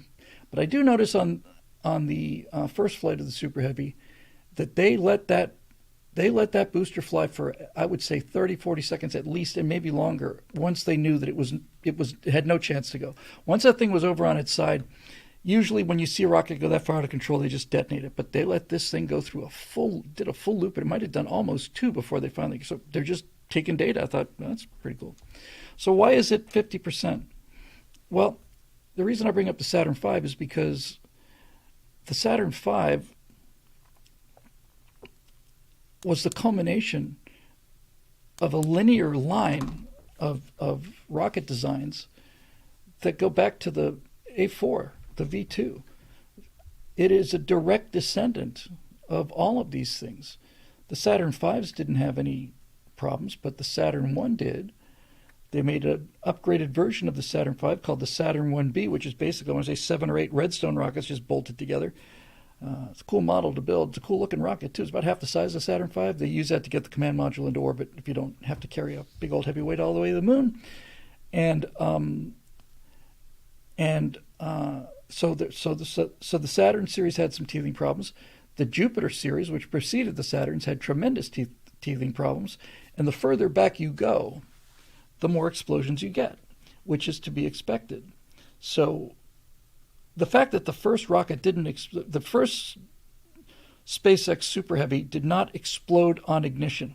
Once the thing cleared the tower, that's a success. And it got pretty far. Now, looking back on it, we didn't know what we didn't know. But as I was watching the launch live, any idiot could look at this, and I'm a special kind of idiot, could look up at the tail end of that rocket and say, something wrong. Because I see, what was it, 33 engines? I see 29 of them burning bright, and I see 4 or 5 that are dark. That's not good. That's not normal. I didn't know what it was. Nobody really knew what it was. Turns out that Super Heavy was doomed the second they ignited the engines because it was so damn powerful. It blew up its own launch pad, and all of that foreign debris kicked up into the engines. The thing just took off. It was just full of holes when it left the pad. That's a great indicator that this multiple engine thing is a pretty good idea. Basically, you just watch the launch, and you can just see all these chunks of concrete and stuff coming up. It's like, I guess that's a pretty good flight for somebody. Yeah, exactly. Foreign object damage, Dave. That's a pretty good flight for a rocket that basically blew its own tail off upon launch, So looking at the new design, which they did in, a month maybe, built an entirely new design launch pad, built it, it's there now, it's been 3 months since 3 months maybe since the last flight. It would have taken the government this long to approve the study that would have determined what it would have cost to build one of those things. And the new water sound suppression system on Pad 39A on all the Apollos, it's a waterfall in. All the water is going in and down. On SpaceX, it's coming up and out. And when you look at the pad after they shut this stuff down, when they shut the rocket's still on the pad, there's these, it's like, I want to say it's five petals, like a flower of just flowing water there. And okay, that looks good to me. So Elon Musk is saying we have a 50-50 chance or something, 50-60%, something like that. Somebody pointed it out here because, number one, he understands the fundamental business practice, which is something I will never. I was Road Rider 58, something I'm slowly getting into my head, although I don't think I'll ever learn it, and that is under promise and over deliver. You want to set your expectations low. That's smart. Hey, if it gets off the pad, that's a success, because it is. It is. I think we can say with some confidence that the things that caused Starship first launch to fail will not be what causes the second launch to fail. I'm pretty sure that let me rephrase that. I'm highly confident that this launch pad will not destroy itself as extensively as the previous one did. I'm not saying that it's going to be perfect. They may still have things to learn, but certainly it will be in better shape than the first one. If you look at the first flight, when you have that kind of asymmetrical thrust on a rocket that long, and plus you put a lot of weight up there, just the torque loads on the thing between the first and second stage. I don't know if the thing could have staged even if it had been a little higher. It's a dicey business. I think if it gets to staging, that'd be great. If this thing did the previous one get through max Q? I want to say it did not, but in any event, Elon Musk is the kind of guy who understands that you fail your way into success, and so as long as he doesn't make the same mistake again, I think he'll be fine learning out some new bugs with the system.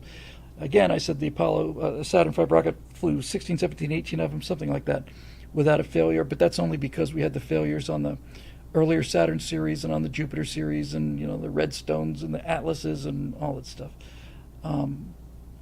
It did hit max Q. All right. Well, that's good. So that tells us that if it got to max Q and through it, CP Tome says it was sideways when it was transonic. That's not too much of an exaggeration, and that speaks really well about the structural integrity of the system. You've got a badly damaged rocket that is flying in any position that's not directly into the relative wind. If this thing if its momentum is taking it this way and it's at a slight angle like that, the loads on the vehicle just go through the ceiling, and they go through the ceiling in directions that they're not supposed to go. So the fact that this thing got through the toughest part of the journey, highest aerodynamic pressure, with half of it blown off at the bottom, and all of the stress and vibrations that must have put on the vehicle, I think it's got a good chance to get up there and do it. So, yeah, Dave Big Booty says, one tough rocket, maybe stainless steel was a good idea. When he went to stainless steel, I was just aghast. It just felt like, what? It felt, honestly, he might as well say we were going to make it out of pig iron as far as I was concerned. You're going to do what? Turns out the guy is smarter than he looks. And it looks like it's going to be a great big old thing. So if we get a launch in 4 days, that's great. And I get the feeling, as usual, that Elon was ready to go quite a long time ago and had to wait for the appropriate paperwork to be signed in triplicate and all the rest of that BS. That's why he wants to go to Mars. He wants to get away from this. FAA and NASA too, for that matter, I think. Whose mission now is to make sure nobody gets into space. I personally think the flight's going to make orbit. But Yeah, CP Tome says rebuilding the pad wasn't a holdup. They did that in a month or less, 3 weeks, something like that. Most of that time, in fact, that was just the construction time. They all right, what are we going to do to fix this? And they designed a completely new one. And there you go. Oh, is he being sued by the Department of Justice now? Is that true? Road Rider says he's being sued by the Department of Justice. Well, the Department of Justice is the weaponized arm of the losers and the weenies that have taken over this government.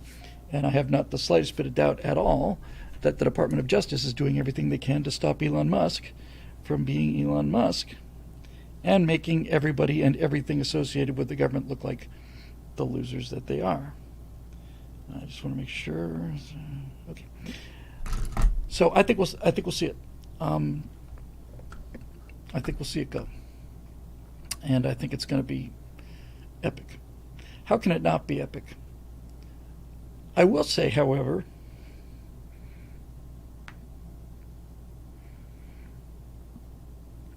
and I'm virtually positive that this has something to do with the tapering effect because, hang on.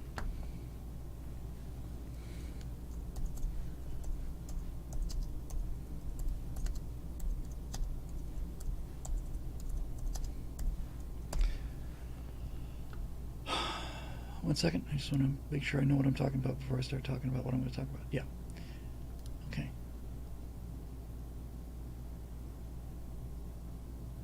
So the Saturn V was 363 feet tall. Starship Heavy is 387 feet tall. So it's taller than the Saturn V.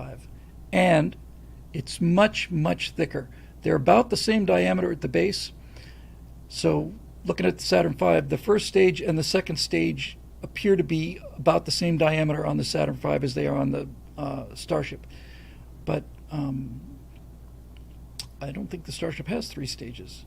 So once you get north on the Saturn V, once you get north of that compression where the third stage engine is, it gets narrower and narrower and narrower. All is to say that I think there's something about that narrowing of the Saturn V rocket that gave it a sense of false perspective, made it look taller than, I don't want to say taller than it really was because it was just a huge freaking rocket. But maybe it's just something about the kind of the thickness of the Starship. The Starship Heavy doesn't look anything like as beautiful to me as the Saturn V, and I don't think anything will. I think that rocket was that rocket was the rocket that was going to the moon because it looked like it was going to go to the moon. That's what it was designed for. I've seen one in real life, and every time I look at the footage of the Saturn V's, I don't see anything that comes close to it. And having rewatched Apollo 13, as I go through my Gary Sinise and John Voight movies, I think the thing that's most impressive about the Saturn V are all the shots taken from the gantry, just looking sideways, and when it goes up and it just says United States scrolls by, and then USA, and then 5 engines, not 33, 5. I think the multiple engine thing's probably the way to go. Certainly he's building Raptor engines, so heck, why not use them? But if you're going to have 5 engines rather than 33, those 5 engines have to do a lot of work, and we're never going to see anything like the F1 engines again, ever. I don't think we'll ever see anything like the bottom of a Saturn V launch. Hey, Bill, did you notice that Apollo 13 was tremendously unfair to Jack Swigert? I did, actually, because after I saw the movie, I saw a post-flight, extensive post-flight public debrief that the 3 guys did, Lovell, Schweigert, and Hayes, in front of the press, debriefing the mission. And the first thing I remember looking at it was, wow, this guy Schweigert looks a lot more competent than I would have thought he was. I want to get back to that in a second there, Dave. Hang on a second. I just wish the fins were bigger on Starship or Falcon Heavy. It'd be more beautiful. Yeah, it's just, look, that's what makes the Starship the Starship. It's not It's not that it's taller than the Saturn V. It's that it's taller and much, much thicker above the waist than the Saturn V. It's serious business.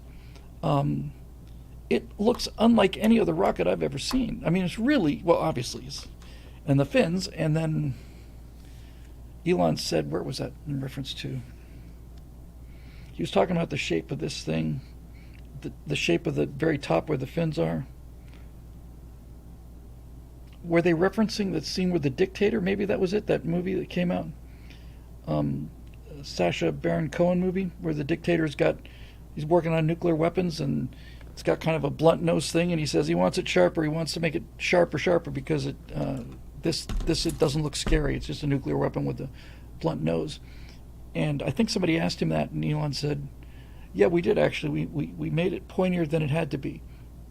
In fact, we lost a little tiny bit of efficiency by doing that. And he was smiling when he said so. I don't consider I just don't. I think, like I said, there's something about the watching a Saturn V go off. It's just super thin, and every single moment it gets bigger. And then the fins come up, and then you get the 5 engines, and it's just like, my God. You look at the footage. There's one, I forget what camera it is, but there's footage. It's the iconic footage taken from the pad virtually at ground level,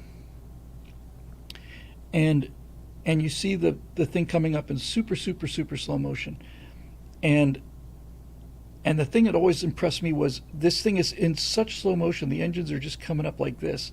But once you see the actual rocket exhaust, even in that kind of slow motion, the rocket is just it's incredible how fast that stuff is coming out of there. Was it Joe Rogan interview? Yeah, that's what it was. It might be the fog of nostalgia, as Roadrunner 58 says, but I saw the footage recently. I keep looking at it every now and then. I just pull out the old Saturn V stuff. YouTube is amazing. The internet is the greatest thing that ever happened to the species. And the internet is the worst thing that ever happened to the species. And watching those engines, and the white too. It just looked beautiful. I don't consider Starship beautiful. I think the Dragon is cool looking, very cool looking. But anyway, that's that. So. I think it's going to be a successful launch, Eric. I think he's going to make it. I think he's going to make it to orbit. I really do. We did a show not long after the first flight. We did a right angle. I think it was Steve's show. It said that there were something like 2,000 design changes made between the April flight and the one that's coming out. 2,000, something like that. That guy actually, when he says he's going to Mars, he's not fooling around. He means it. Okay, there's another Eric question. We'll come back to if we get a chance. See maybe we got what kind of a load we have here. We got a lot. Marusha Dark. Topic: Behold, a white pill. In the spirit of your newfound positivity, I come bearing a white pill for you to enjoy after the stream. It's called The Human Future, a Case for Optimism, brought to you by the same people who made Symphony of Science. Might also give you some ideas for the colonies, and here's a link. I'm looking forward to watching that. I think, when I talk about things like, I think that they're trying to divide the country, that's a goal, make us all hate each other. That alone, when you find out that those people are genuinely our enemies, and if that's what they want us to do, chances are pretty good it's time to do something else. And when I talk about things like, trying to find ways to bring the country back together again, it doesn't mean compromising on the principles. It just means focusing on things other than the things that either did put us apart or have been created to put us apart. So I'm looking forward to that. But I've always had I can't say I've always had a positive sense of the future, because things I've seen in the last 3, 4, 5 years, really since 2008, but have given me moments, many, in fact, the majority of the time, feeling like, good Lord, we're in real trouble. And we are. But I've always had such confidence in human beings. I'm just so proud of this species. And every time I hear people say, "Oh, the humans are so cruel, humans are so stupid, humans are," piss off, go get your own species, then you losers will just get out of our way. Um, it's amazing what we do. And we used to think we were amazing in a good way. We were proud of it, and we wanted to push it. And that's what Major Mace Mattingly's all about. And to some degree, it's what Archetypes is about, and that is refining down the essence of human behavior and thought so that we can pick the things that we like and leave out the things we don't. Okay, so thank you for the link. Ian Nolan. Bill, I believe we're fully in agreement that the primary thing going on currently is actually spiritual warfare. That's a term I find myself using more and more often myself, internally as well. It seems more than any earlier time there's alignment between the spiritual and the political on both sides. And while religion seems to be at a historic low, there are some signs in the culture that it's turning the corner, with movies and shows about faith actually taking off. It helps that they're actually decent and not cringy. Yes, things like The Chosen and Sound of Freedom. What are the best opportunities out there for Christianity to reemerge in culture? Are there older films about faith that are due for a resurgence in popularity? I don't really know how to answer the second one, Ian, but I think the first one you're largely correct on. There have been, and I'm not an expert on this, there have been a number of religious revivals in the country where the entire country has basically said, "Oh God, we're in real trouble now, time for us to change our ways." And I know a couple of them happened in the 1800s, and I'm sure at least one or two happened in the 1900s. So on some level, when things begin to fall apart, people tend to look to religion. It's a defect in the human condition that's just there, and it's understandable that when things are going well, this is Tom Dreesen's best of all the many jokes that Tom Dreesen's ever told. This is the one that made me laugh the hardest. I'm not going to tell a joke again. Is this Irish guy who's late for a wedding, and he's constantly going around. He's in New York City. His daughter's getting married, and he's begging God for a space, begging him, telling him all the things he's going to do, all the bad habits he's going to quit if God would just give him a parking space. And then the beam of light comes out of the sky. Parking space appears right in front of the church. The man pulls into it. And he says, "Oh, never mind, Father, I found one." That's how we work. The Great Awakening was the Jesus Revolution of the 1970s. Yes, they're called the Great Awakenings. Thank you for that, Eric. So what I think it needs is, if you're talking about a religious awakening, a return to a more religious society. I can hear Marusha's skin beginning to crawl from where I am now. I think what's lacking, and this is part of the cycle, I think, is that religion has lost its muscularity. That doesn't mean it's meanness, and it doesn't mean it's, hey, it would be great if we had the Spanish Inquisition back. When I say it's lost its muscularity, Christianity as a whole, as a religion, seems to have taken such a huge confidence hit. And so what you see is churches trying to become more and more and more accommodating by becoming less and less and less Christian, and they think that that's going to grow their congregations, but all it does is make them smaller. When the Archbishop of Canterbury is saying, "Oh, we should put Islamic icons and signs and things like that inside, Westminster Cathedral or other places," the Muslims are not making that same offer in reverse, because they would consider that to be a vile form of blasphemy, and they believe in their religion, and the Archbishop of Canterbury doesn't. I don't care what he says or she says, whatever the case may be now. They don't believe in it. It's not even a rear guard action. It's like cleaning up vomit. It's how it feels to me. Like they're embarrassed about it. Vatican II was a huge mistake, says Roger Ramjet. Yes. 59. Yes, Vatican II was a was it, they call that an ecclesiastical meeting, where basically all the bishops and the archbishops and the Pope and everybody got together, Roman Catholic Church, and decided to deal with the cultural revolution that was going on in the 60s and 70s by conforming to it. And I don't think that was a good idea. People are attracted to confidence, and this applies to individuals and also applies to belief systems. So that just flew into my head. There was some talk about how China is expanding into Africa and other third world countries, and they come in and they build roads for them, and they give them a high-speed rail system or an international, airport or something that makes them feel good, and then they come in there and take all of their resources.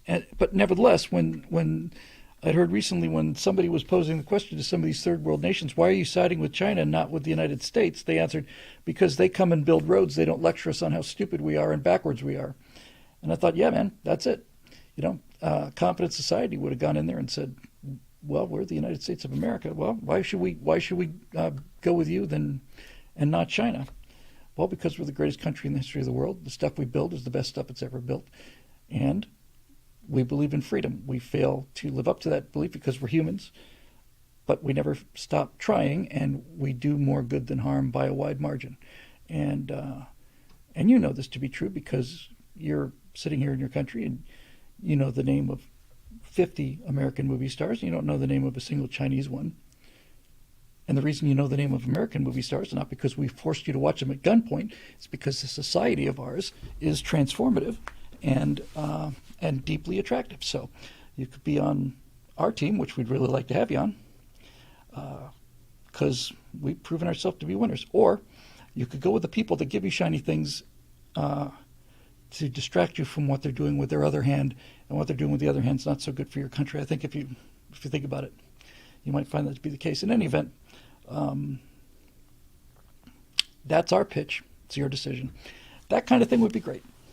But no, we lecture them about how they don't have transsexual priests in the the deepest part of Uganda, or how Mogadishu needs to develop a sustainable energy system. They should have wind farms, and all this kind of progressive, superior, condescending, mirroring behavior that we see from the left, the leaders of the left. They always look at the third world like a kind of a reservation for the stupid people. They say no, we love them. No, you don't. You treat them with kid gloves because you think that they're inferior. That's why you treat them with kid gloves. We don't do that. We just treat them as individuals. This is what you do with black people too. It's what you do with every minority that you can conceive of. You basically go to them and say, we're the ones who love you, and those horrible conservatives just treat you like a regular person. They don't realize that you desperately need the help of those of us who sit in hot tubs and and drink a nice Merlot or a nice cab from their own little, private little wineries. I think another reason, I think somebody just needs to show this out there. I'd like to be a small part of this. Instead of arguing with people, I would just like to show people why America is just so much fun. Fun for the sake of fun is about as superficial as things get, also temporary. But if you're having fun as a result of the fundamental operation of your society, that should be a tremendous selling point. This reminds me of something I've talked about several times, and that is watching enlisted crewmen interacting with pilots. If there was ever more of a clear distinction between an officer and a enlisted man, then it's which side of this $40 million jet's canopy are you on? Officers are way up here, and the enlisted men are way down there. and it's a pretty clear distinction. But when you watch these guys prepping the Thunderbirds or the Blue Angels, the enlisted men do everything exactly by rote, and so do the pilots, and then they give the salute, and that's all orchestrated, and then they burst into this little celebration of just hand gestures. They're just talking to each other. And it's fun to watch the enlisted men talk to the pilots, but it's much more fun for me to see these officers looking down at these guys and just nodding, like boom, one guy goes, like that, and it's just great. And there's a lot of videos out there about marshaling things. There's guys out there work for the United States Air Force. I've seen one where a guy is marshaling is when you have a guy on the ground controlling the ground operations of an aircraft. And I've seen a guy in the United States Air Force do that dressed in a Wonder Woman outfit. I've seen guys do it in various kinds of costumes. And then I've seen guys that can break dance to it. I've seen guys that can do that kind of snake thing across the ground. I've seen guys do hilarious things. And Gangnam Shooters may be my favorite video ever. And that's guys on, I want to say it's on the Eisenhower. These are the launch teams for carrier operations. And these guys are just having a party. And it's like, well, why are we having a party? Well, first of all, if you live in a society that's honor-based, we're a trust-based society. We're a horizontally organized society. Many societies, maybe most of them, are vertically oriented. They're honor-based. And basically things work in that society this way. The person above you pees on you, and you pee on the person below you. And you don't ever break that protocol because that's how things are built. And you don't want to go down. So you never see that kind of interaction between the military classes.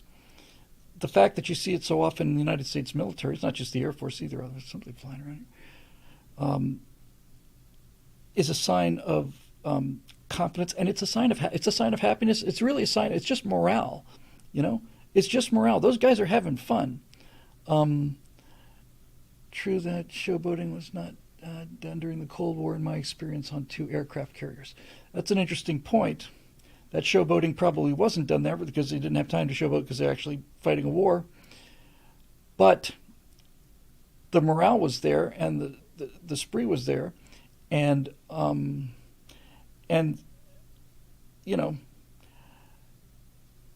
matter what the period is, when it's time for things to get fast and go loud, the pilot doesn't just go okay, and he doesn't go thumbs up.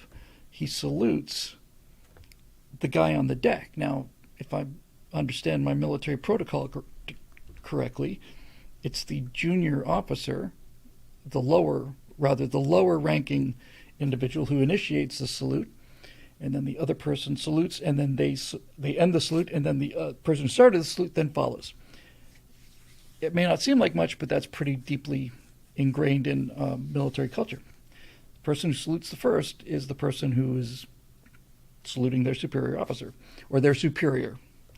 And when they're ready to go off the deck, it's the pilots that salute the ground crew.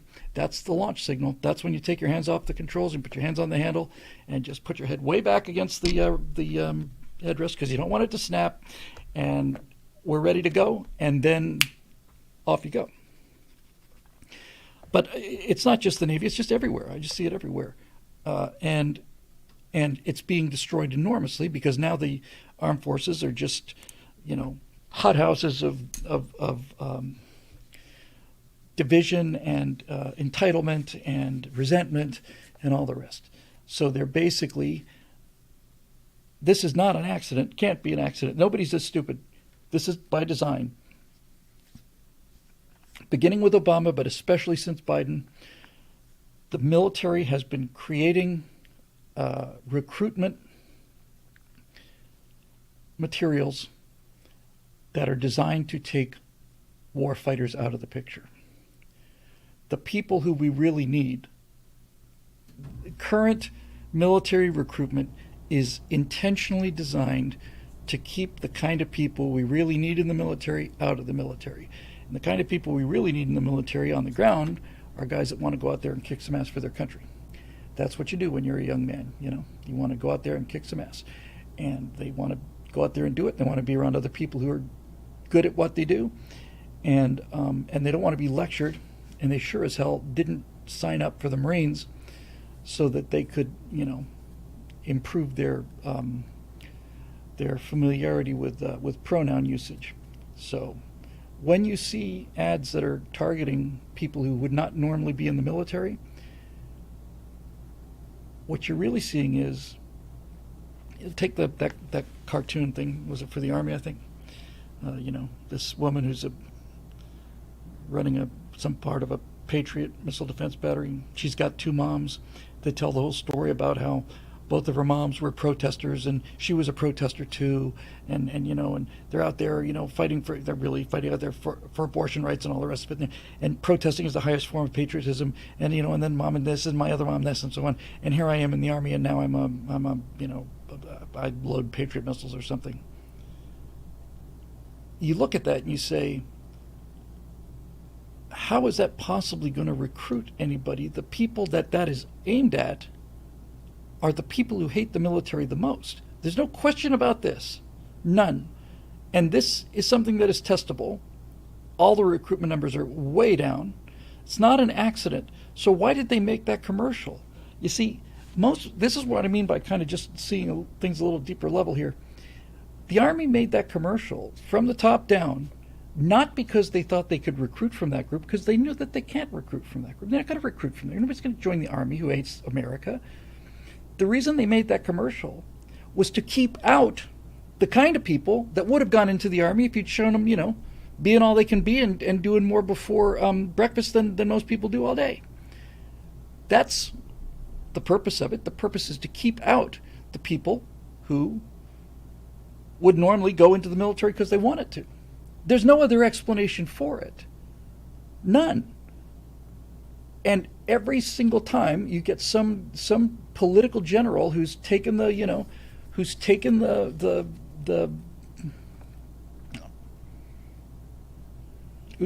blue pill for their, whether they actually believe it, whether they want more political or more rank or more, it doesn't matter what the reason is. I don't care. This is coming from the top, from generals. The Secretary of the Army is a woman who put herself into one of these recruiting ads like somehow this is going to make people feel good. I'd like the Secretary of the Army to be somebody who served in combat in the Army. And I noticed that the people who are in combat in the Army, people who are getting shot at, tend to be more male than female by a rather wide margin. But then again, I'm not a biologist. So Eric says, got to say, with all the gay jokes in the Navy and the Marines throw at each other, I'm inclined to think that this was inevitable. But Eric, that's completely backwards. Those commercials are not joking about being gay. They're trying to make you proud about it. This is the entire difference. The reason that soldiers can joke about guy being gay is it's a way of showing affection to somebody, assuming it's in a joking way, by basically saying to them, you're the weakest among us. How can you possibly sit in my presence? You're so weak, you're so effeminate, you're so female. It's kind of gay for you to just sit there and not drink beers all night and not buy around, you fag. And that's affectionate. Now you try to use that kind of language seriously, as if this is an acceptance thing, you'd be thrown out on your ear. And this is one of the things Tommy Dreesen talks about a lot. He's old enough and moved in the kind of crowds where, in World War II, the guy from Ireland was Mick, and just go down the list. It was a sign of affection. That's how men demonstrate affection, is through insults. And I loved doing it. When my friend picked me up in Orlando, I opened the car door and I said, roll down the window. He was about to get out. I said, hey, roll down the window. He rolls down the window, and I said, I thought I told you to wear a bag over your head when you picked me up. And he said, well, I'm wearing the bag. I said, all right, good man. And that's, yes, Marusha Dark says it only works because they're not gay. You would never accuse a gay man of acting gay because you would realize that that is pointless. And a certain number of gay men act a lot less gay than a number of people who are being targeted for recruitment in the armed forces. The, the physical fitness standards are just unbelievable, and we just keep lowering. See, this is where the problem is. It's because I know it's a long way around, Ian, but this is why religion is getting smaller. It's a lack of muscularity. If our standards for physical fitness are keeping people out, then you need to raise the standards and not lower them. You need to basically say, hey, the people that we're getting coming in are not as strong as their dads or their granddads were, and this is a quantifiable thing. We just see how many pull-ups you do. Now, this is me making my Army recruitment commercial. Now, the rest of society thinks that you're just inherently weak. We don't think so. We just don't think you've been adequately led or prepared. So instead of having to do 25 pull-ups like your fathers and grandfathers did, we're going to make you do 30. We're not going to make you do 5. We're going to make you do 30 because we believe that you're much stronger than you've been told that you are. And if you believe it too, you know where to find us. That's how I would have done it. Would have done something like that. And but they're intentionally making the military into the kind of place that nobody wants to go. It's been going on for a long time. It really started under Obama. I've mentioned it a few times before, but I talked to a chief petty officer who was getting out after 35, 40 years in the Navy. Here's a guy who spends virtually his entire life never seeing the sunshine. He wasn't on a submarine, but you don't get to sunbathe on the deck of a destroyer or a carrier for that matter. And you don't get to sit there on the edge of the carrier deck with your legs dangling over, soaking up the rays. Every now and then they'll have some sort of a recreational period where they'll let people come up and go swimming, but that's exceedingly rare. Most of the time you are indoors with no windows. You are in a steel container. You're canned sardine. And this guy lived that life for 34 years. And he said he was getting out. I said, why are you getting out? He says, because it's not fun anymore. And I started thinking all the thoughts you just heard me think. I thought, well, I kind of said this to him because he was a great guy. I said, what part of being in, under the waterline in a steel container is fun? We used to have a lot of fun horsing around and, kind of towel snapping and stuff. But the real fun was liberty. And liberty's not liberty anymore. So what do you mean by that? He said, well, liberty used to mean the ship would dock. We'd be let down the gangplank at 4 p.m. on a Friday, and we had to be on that gangplank again by 7 a.m. on a Monday. And if we weren't, we were in big trouble. But between when we got off the gangplank and when we got back on the gangplank, we could do whatever the hell we wanted to. And we had ourselves some fun times. And he said, now, when you go out, you have to stay at certain approved hotels. There are places that are completely off limits to you. I think he said you have to call in. You have to check in like you're some kind of teenager or something. You have to check in with mom every certain period or something. He said, it's not liberty. It's not fun. We would stay cooped up in that ship because we knew that when we pulled into the port, whatever the port was, we'd get to decompress and in some cases explosively decompress. So,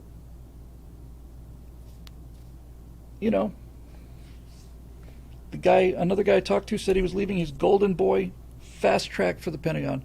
He was ahead of the curve in terms of promotions on everything. He was commander of a Marine Green Beret unit. And he said he's leaving. And he said he's leaving because I'm being ordered to spend the time that I should be training my men how to stay alive. I'm being ordered to go in and make sure there are no girly magazines anywhere and nobody's got a tattoo that somebody might find offensive and all the rest of this stuff. And it's like, I'm just not interested. The thing that made him decide to leave the armed forces was when his commanding officer said, I've been ordered to tell you that you need to find out from everybody in your command whether they have weapons at home, what kind they are, and how many of them they have. And he just said, he didn't even think about it. He said, "Sir, I refuse to obey that order." And the commanding officer kind of said, "Yeah, I kind of thought so. We'll just say 6. We'll just make up a number. We'll send that upstairs to keep them happy." But once that order came down, he realized that the command structure was so. The command structure would have to be so badly corrupted for an order like that to actually have been issued that he just realized, I don't want to be part of this command structure. Now those guys are still out there, and the guys who want to go into the military are still out there, and that's a untapped resource that I suspect we're going to be drawing on sooner rather than later. But I think the time for this foolishness is approaching, and I think and I hope that it will not be a crisis, an existential crisis so much as it'll just be saturation with the BS. That's the soft landing for me at this point, is where people just basically say we're just not doing this anymore. We're just not going to do it anymore. This is too much. The Dylan Mulvaney thing was a maybe it was a kind of a John the Baptist moment compared to whatever is going to basically trigger this, but everybody's sick of it. Everybody. And they only do it because we acquiesce to it. When we stop acquiescing to it, then it'll stop.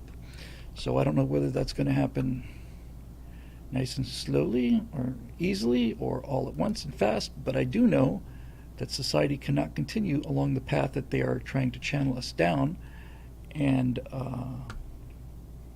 I think they know that too.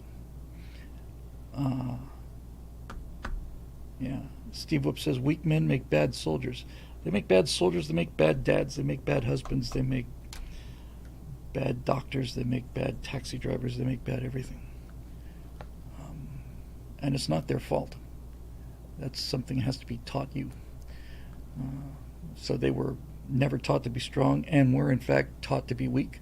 And every day now in their schools, they're taught on a daily basis that your goal in life is to find a way to make yourself as much of a victim as possible, grab any potential victim group while you can, and for you straight white Christian males, I know that's pretty slim pickings, but maybe you'll get lucky and be paralyzed and at least be in a wheelchair so you have something to brag about. From Lynn Dennett, I don't think we've heard that name before. It's a lovely avatar. Mr. Whittle, please call me Bill. Since classes in Japan interfere with live viewing, I'll catch you later on YouTube, but please indulge me with a couple of questions. First, what kind of music do you listen to when you relax? I'll just read it, it's very short. Second, with Bill as archetype, I would say defender of the faith, conservatism, or defender of the truth, historical fact. What questions would you like to be asked, or would you ask yourself? By the way, PayPal keeps saying that Japan doesn't allow contribution. Alternative methods? Yes. Well, first of all, I'm virtually positive, Lynn, that there's a mailing address on our, because this is from a member, obviously. I believe there's a mailing address on the donate page where you could send a check if you'd like. And we got a few of those that would very, very nice surprise. So hopefully that will do it. As far as the music, when I want to relax, I kind of,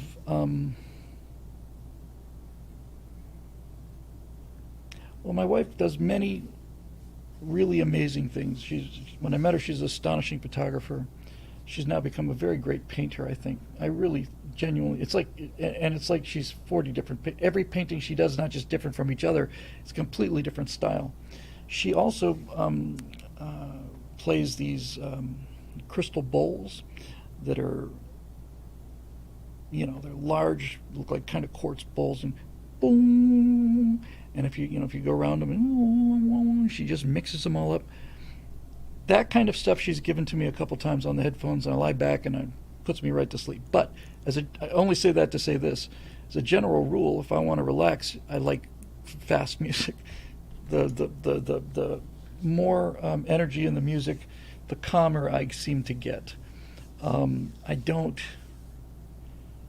don't know. Uh, my the largest by far, I would say, collection of my extensive music library, and I think I once tortured everybody by reading virtually everything on here, and I'm not going to do that. But most of the stuff I've got is 80s music. And some of this is a little embarrassing, but there you go. ABBA, Adam and the Ants, or Adamant if you prefer, Alan Parsons Project, Art of Noise, B-52s. I'm just picking them. Beach Boys. Got some Billy Idol. Got some Boston. Got a little Boss Skaggs. And again, I'm just skipping because there's all kinds of weird stuff in here. Short Skirt, Long Jacket by Cake is just a great, great tune. One of my favorite songs ever. You got Captain Sensible, Clash, David Bowie, a lot of David Bowie. There's a Dean Martin. There's Dick Dale, Dire Straits for sure. Duran Duran, Elton John, Erasure, Exposé, Flock of Seagulls, Fleetwood Mac, Gary Wright, Guns N' Roses,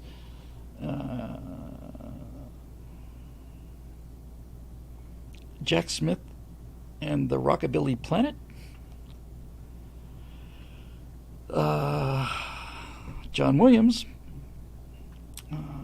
some Casey and the Sunshine Band. You get the idea. So I'm all over the place. But generally speaking, every now and then I'll get on a 80s bender, and yeah, Captain Beefheart, exactly. It's just simple music, you know. That's the whole song. You said Captain, it said what? It's just repeated for 9.5 hours apparently. But the occasionally when I get into one of these music moods, I'll just play one or two 80s tunes that I like, and then I'll just keep on going. There's a song, it's not super well known, but it's from the 80s. I saw it on MTV, like virtually all the rest of this stuff, that I just love. Meatloaf is there, definitely. No Yanni, strangely enough. There's a song called Make a Circuit With Me by a band called the Polecats, which I never heard of before or since, but I just love that song. I love it. I love the beat. I love the rhythm. And I love the lyrics. I was after college, before I moved out here, I worked in nightclubs in Miami for 3 or 4 years. I had been working at the planetarium that whole time, and I'd quit by then, I think. Left by then anyway. But the people that did the laser show at the Miami Planetarium also did laser shows in nightclubs. They got me a job at a club in Miami Beach called 1235, and it used to be Club Z, which was a huge club. And there was a while there where 1235 was really, really popular. So I was getting to work at 9:30 at night, and then, well, maybe 8:39. Doors would open at 10. People start to trickle in around 10:30, and by maybe 11:45, 12 o'clock, we had enough people to really kick it in. And we just had like essentially just walk-in music. DJs just got records spinning, and I've just got lights on auto, and we're just sitting there marking time, having a good time. And moved up to a different nightclub, a newer nightclub called Parallel Bar, which was a gym in the daytime, real nice gym, and at night it was a nightclub. And in that booth, I was right next to the DJ, and the 1235 was some distance a little further away. But there was a period there, and I had my freaking hair down to here, you know, and I had my broad shoulders 80s thing, and I had, you know, my bitchin' white satin tie with a rising sun on it, and a couple of Japanese characters, and you know, and I was all buttoned up with all that. I was just like walking cartoon of the 80s. I loved it, and I was very happy for that time because that was the first time in my life when I really started to gain confidence about just about myself in general. Um, I would get in there, and that's why I have no hearing left. I've just got a terrible case of tinnitus. I've had it ever since. I used to listen to music in college with those big, heavy, was it Pro 4 AA with a gel seal here, and crank those things all up to 11. Pixar didn't have it. I got Pix. Uh, I'll find you one. Um, anyway, standing in front of those speakers, those walls of speakers, pretty much blew out my hearing, and now I've got a ringing in my ears that has never gone away. That's why I'm always humming to myself, constantly, perpetually singing to myself, because it drowns out the sound of the ee.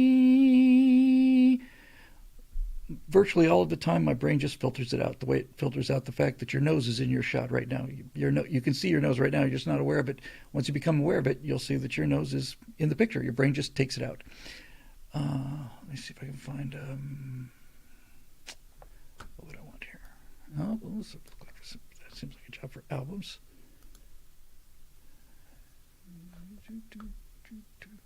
Where are my favorites, man? I don't want to spend all day looking for these things, although it's a pretty damn cool picture, I have to admit.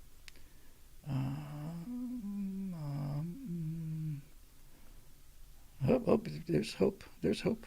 Hang on. Here's a picture of Billy when he was in. There, you get the little history tour. So 3 pictures. What's that? A whole folder? I don't want a folder. Sorry. Hang on. Everybody be cool. Everybody just be cool. All right. So here's one. And you'll like this. This will be fun for those of you playing ball here. And I think this one. And I'll see if I can find the one I was talking about.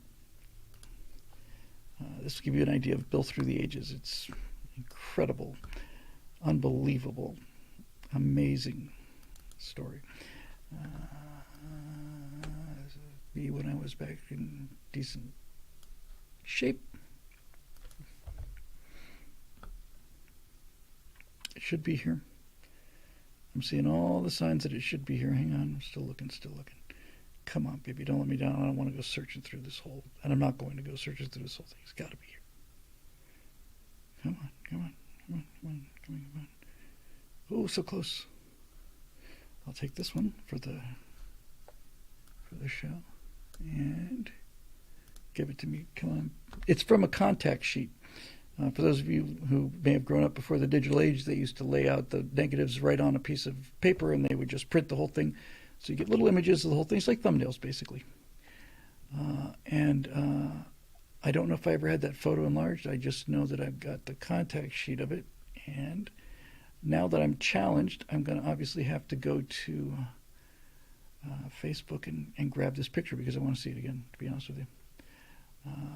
Close. I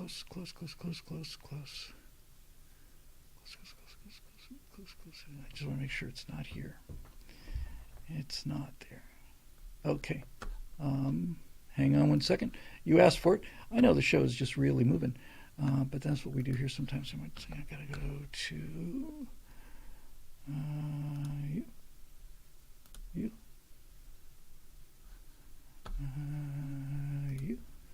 I think we're gonna get it. Albums. Yes. Ravages of Time. Yes. Oh God. Yeah, this is going to be a real pain. I don't want that.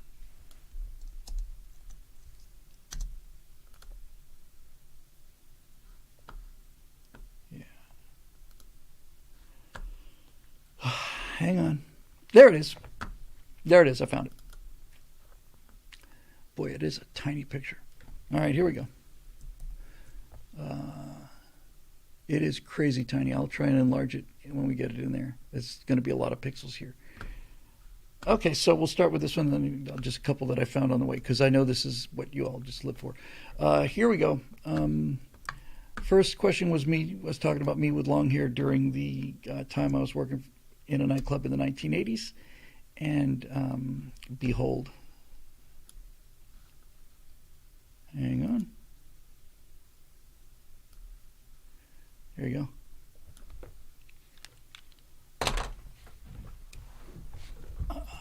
Yep, that's it. All right. I love that picture. I love it. I had a lot of fun doing that. Um, Mullet boy, yeah, yeah. Uh,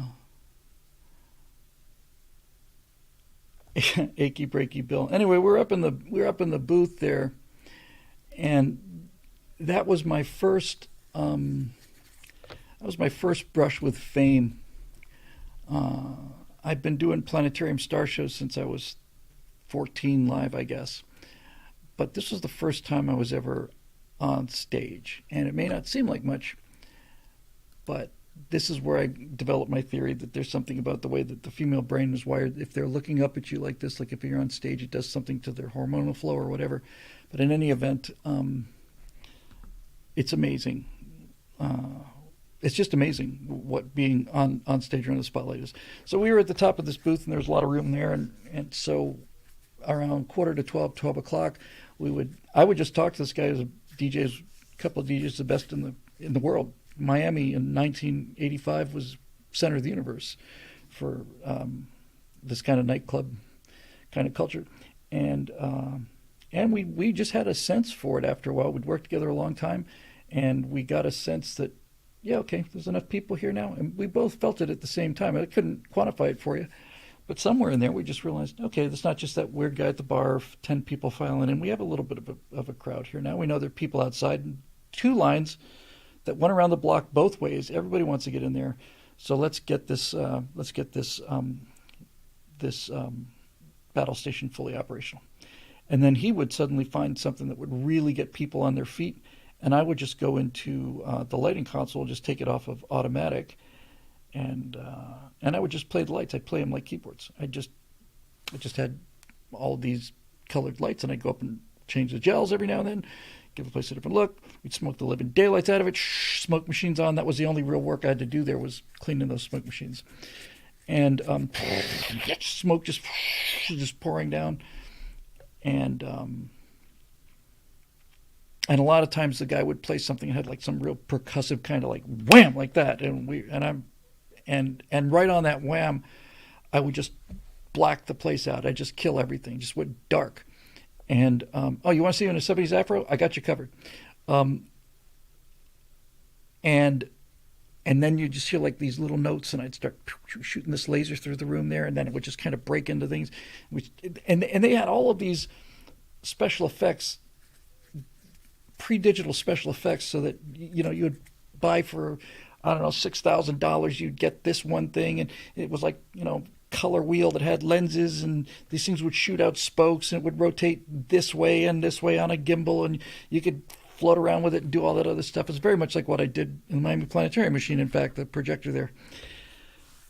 So we would just bring that stuff out and go. But every now and then, when I was really fired up, I would just hear a song I wanted to dance so much to. There's a top stair up there. There was like a bunch of layers. I'd just get out there and just start kicking it. And I was a good dancer.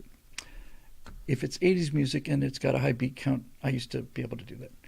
All right, let's see what else we have for your viewing pleasure here. This will be the end of me, undoubtedly. We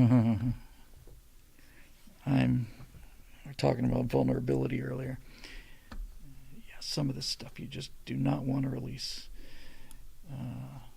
This is right after high school. I cannot believe I'm going to show this. This is maybe the bravest thing I've ever done. So this is me in year after high school.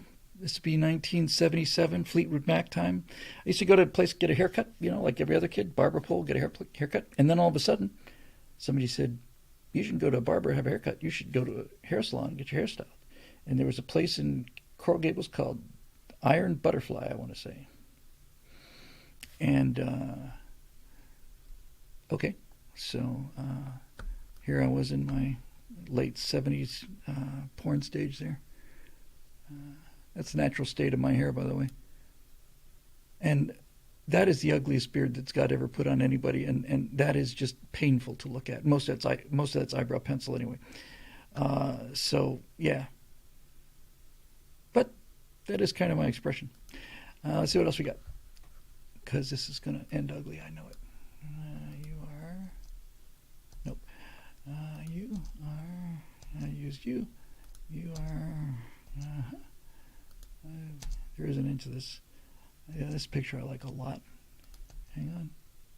Like that a lot. And like that a lot. And hang on. Yeah, okay. So here we go. I'm going to wrap it up after this because it's late. Basically wasted everybody's time. So in no particular order, this is... Where'd it go? I love this picture, actually. This is me in college. This is what I looked like when I was in the theater department at the University of Florida. See? I had a huge head. That's how big it was. That's life size. This is also from a contact sheet. I want to say, hey, let's scale this baby just some manageable. Yeah, there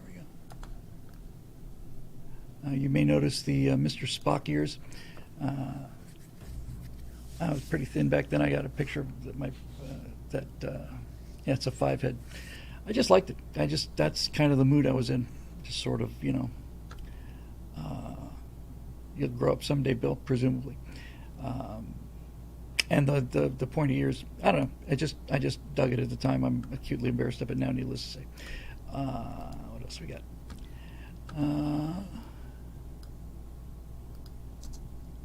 Yeah, this would be about 1995.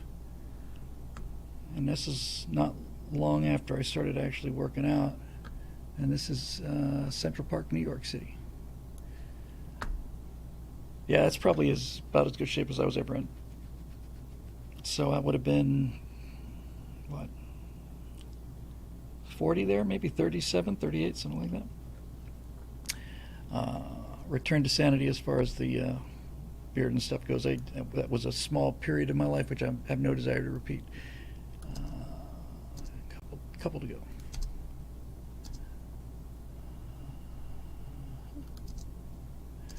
All right, so if you ever seen The Champ, it's this Ricky Schroeder is just this blonde kid, blonde kid, and Natasha said he looks a bit like you. And you think, what? I mean, this is gray now, but most of life it was dark brown. But when I was out in the sun all the time, this is what I looked like when I was probably 6 or 7 in Bermuda.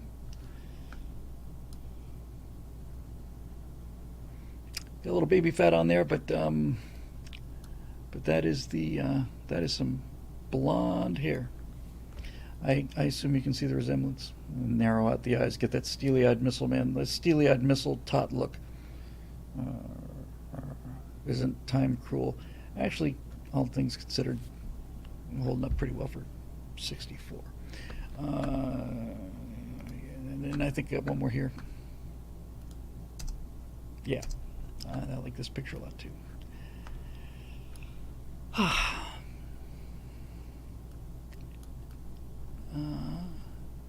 That's the FAMs. I'm going to have to zoom in. That staircase, however, I know that staircase and those hanging lights, there's a bunch of them. That was the staircase from the lobby at the Carlton Beach Hotel, later the Sonesta Beach Hotel, down to the dining room area. There's a Bermuda room was directly behind my dad. That was the nightclub, and then the dinner room, Port Royal room, was off to my dad's right, picture left. And so let's see what we can do with this. This is not a good picture of the FAMs, actually. In fact, there's such a better one. I'm tempted to go get it, but I won't. So that's us. That's my dad. You probably figured out that. And my mom. I'm standing behind my mom. My brother Steve on the left. My sister Melanie in the middle. And my brother Evan on the right.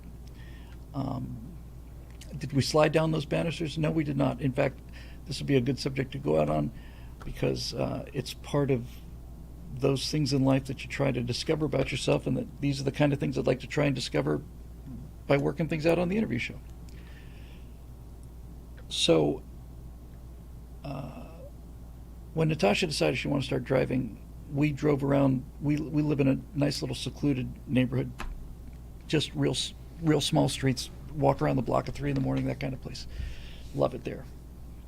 And thank you to all the members of BillWhittle.com who have kept us in there this whole time. So it's a very quiet neighborhood, and we're both night owls, my wife and I. So we decided we'd just start driving around the neighborhood there and like that.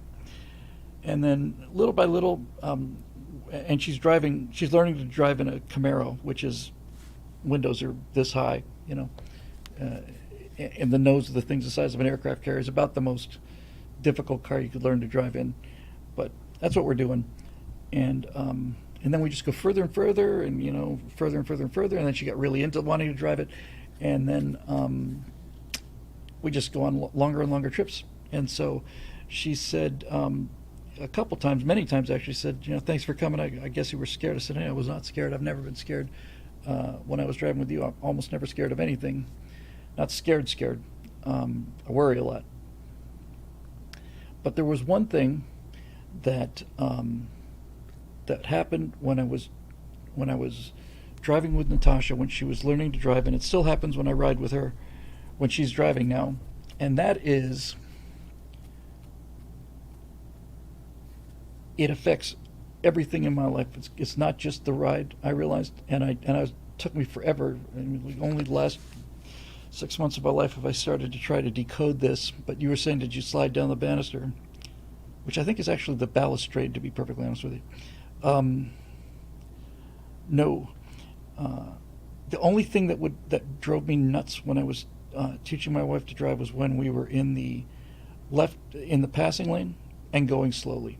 I didn't care how slow we went in the right lane, but if we were in the left lane and we were going slowly and cars were starting to back up behind us, I got real fidgety. Real fidgety. Crazy fidgety. Like, honey, we either have to go faster or we have to move over. Whichever one of those two you want to do is fine with me.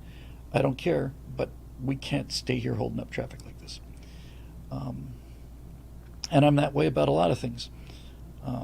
And I realized that part of it is just generally the personality types of the eldest child, especially the eldest son.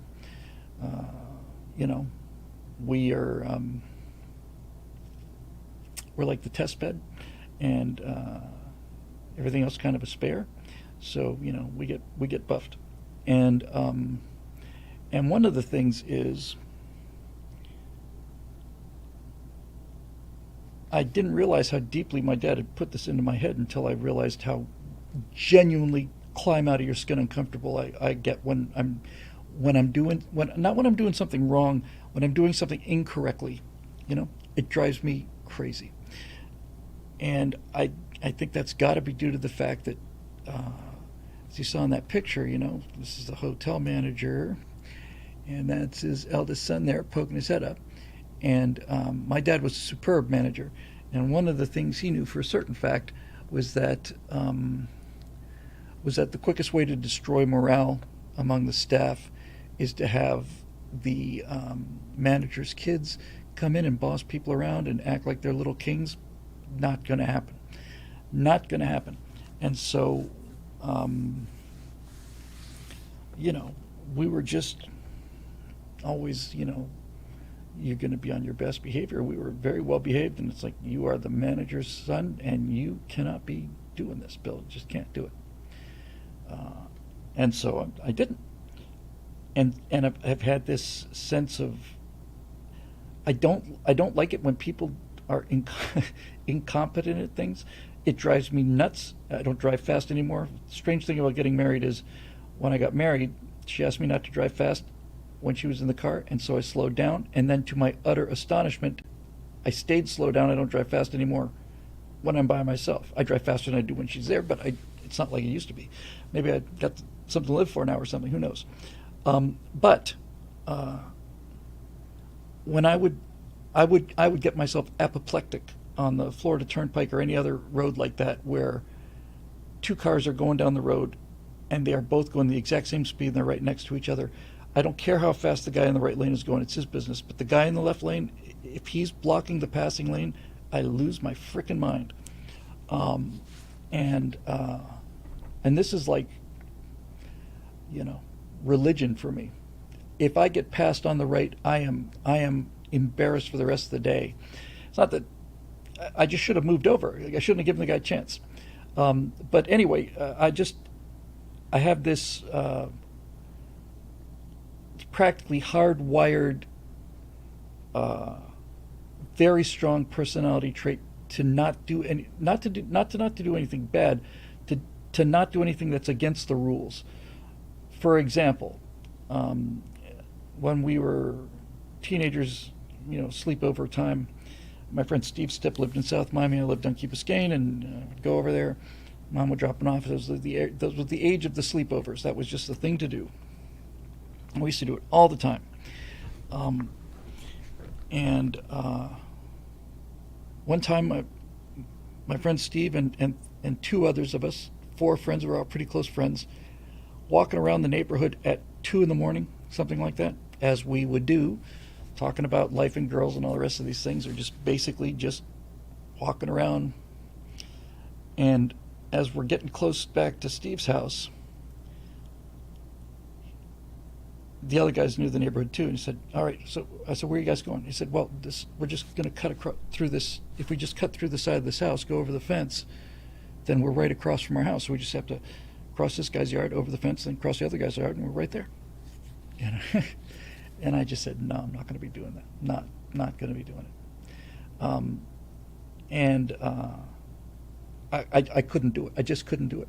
The idea of like just kind of running down somebody's property, climbing over their fence, and climbing over some guy's other's fence and running through it, just nope, could not do it. Could not do it. And it's like I watched them do it. I had to walk all the way around. I mean, that was my decision.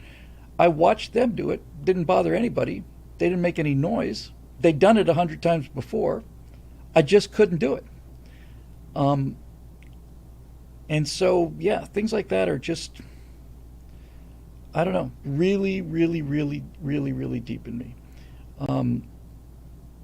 And when I would make a mistake flying,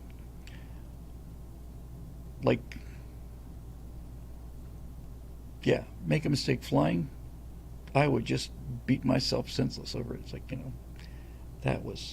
you're just going to have to do better, man. And that can be a little tough sometimes, you'd certainly be too hard on yourself. And I think that's certainly been the case. And a lot of that was just the expectations. You're the oldest son of the manager of the hotel, and you will behave yourself, and you will not be goofing around. Now, to our credit, and to his credit as well, and my mom's as well, because my mom's British. They're all about good behavior, and the schools were so strict about good behavior. So grammar was perfect, and all of that. But to our credit, we not only were not little tyrants with these guys, we actually really got along super well with the staff at the hotel. My dad, being the excellent manager that he was, went to considerable expense to hire waiters from Italy, because he found that's where he found the best services, kind of high class Italian restaurants in Italy. So we hired a number of Italian waiters, and these guys are from huge families, 12 kids or something. And they're living in Bermuda, which is not a bad place to be, but they're all feeling kind of homesick and kind of, missing the family.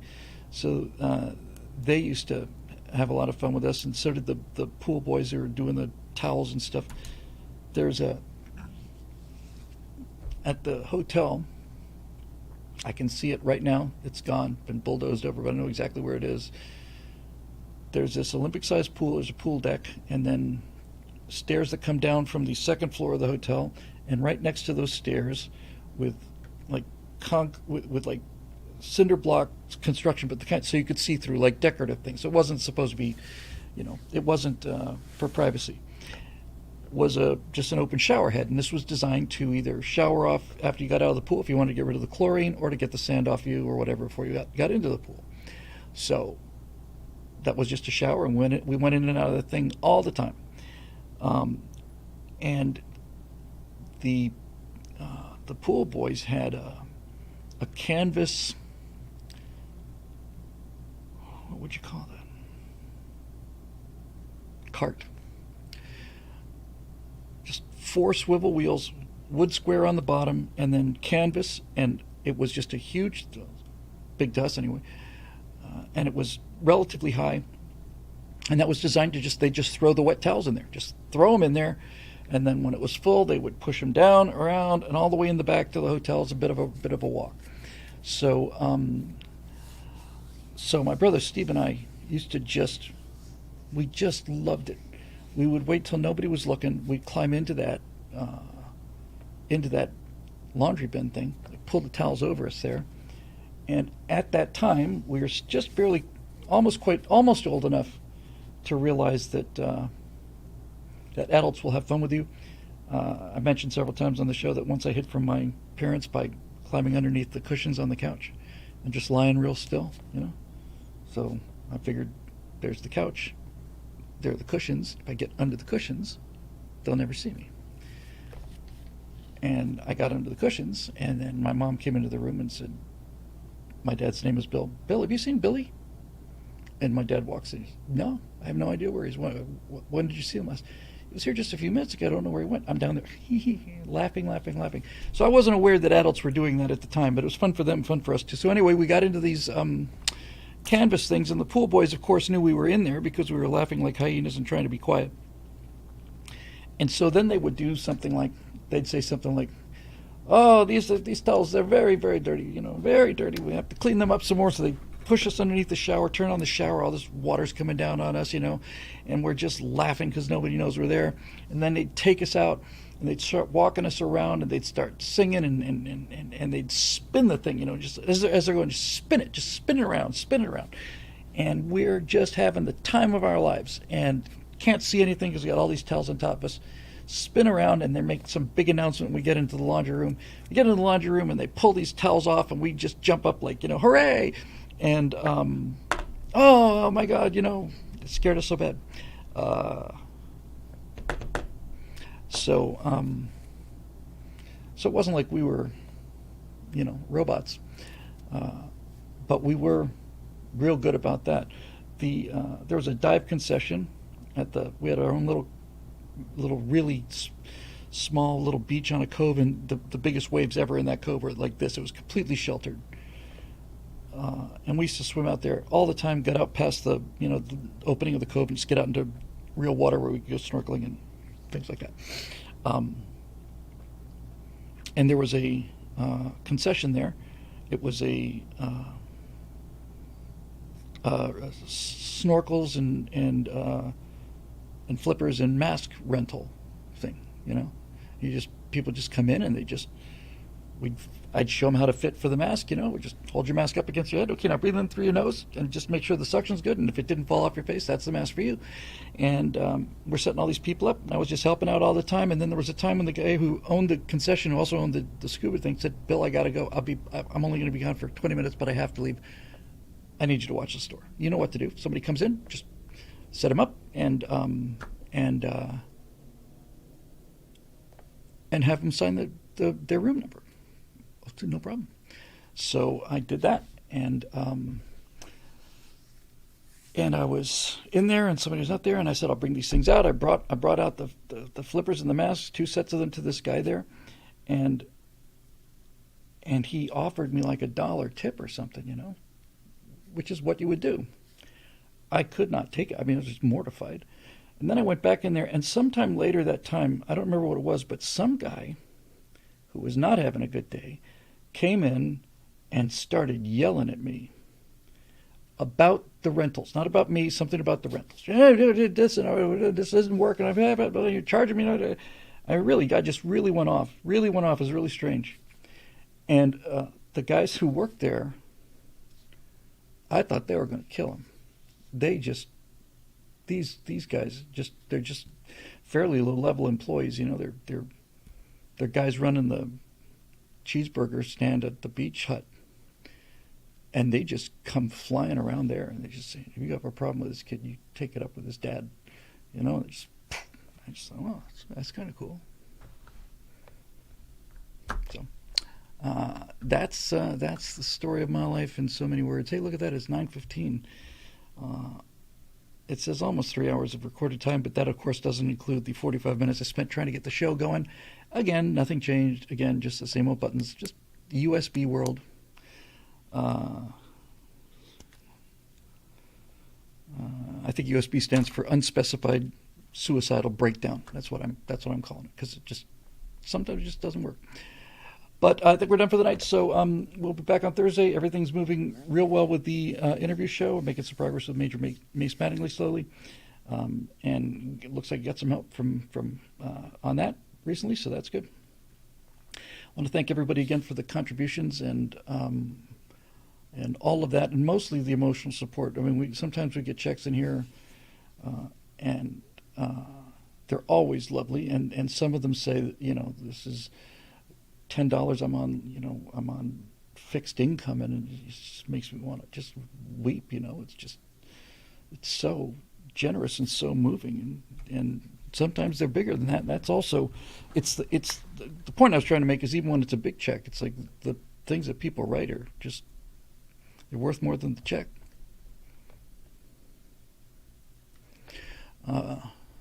Yeah.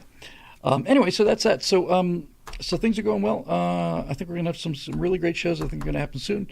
And now I'm going to get down and get on the last of the right angles, which I will put up tonight. Tomorrow we shoot some new ones. And I got to get the backlog of Stratosphere Studio and Stratosphere Lounges. I got to get them audio corrected and up online. I'll try and get that done tomorrow too. All right, that'll do it. Hey, so yes, Hail Vectron and all the rest of that groovy stuff. This show's made possible by the members of BillWhittle.com who are through us through thick and thin. We are down to the remnant now, and I expect we'll grow that family a little larger, and maybe get some different kinds of people, not just the best people in the world. We'll see. Until then, I'll expect to see you guys on Thursday, so thanks for joining us. We'll see you next time right here on your very own Stratosphere Studio. Hooray! See, I did that on purpose. I was testing the system. I knew it was going to go to the Stratosphere Lounge thing because it said Stratosphere Lounge.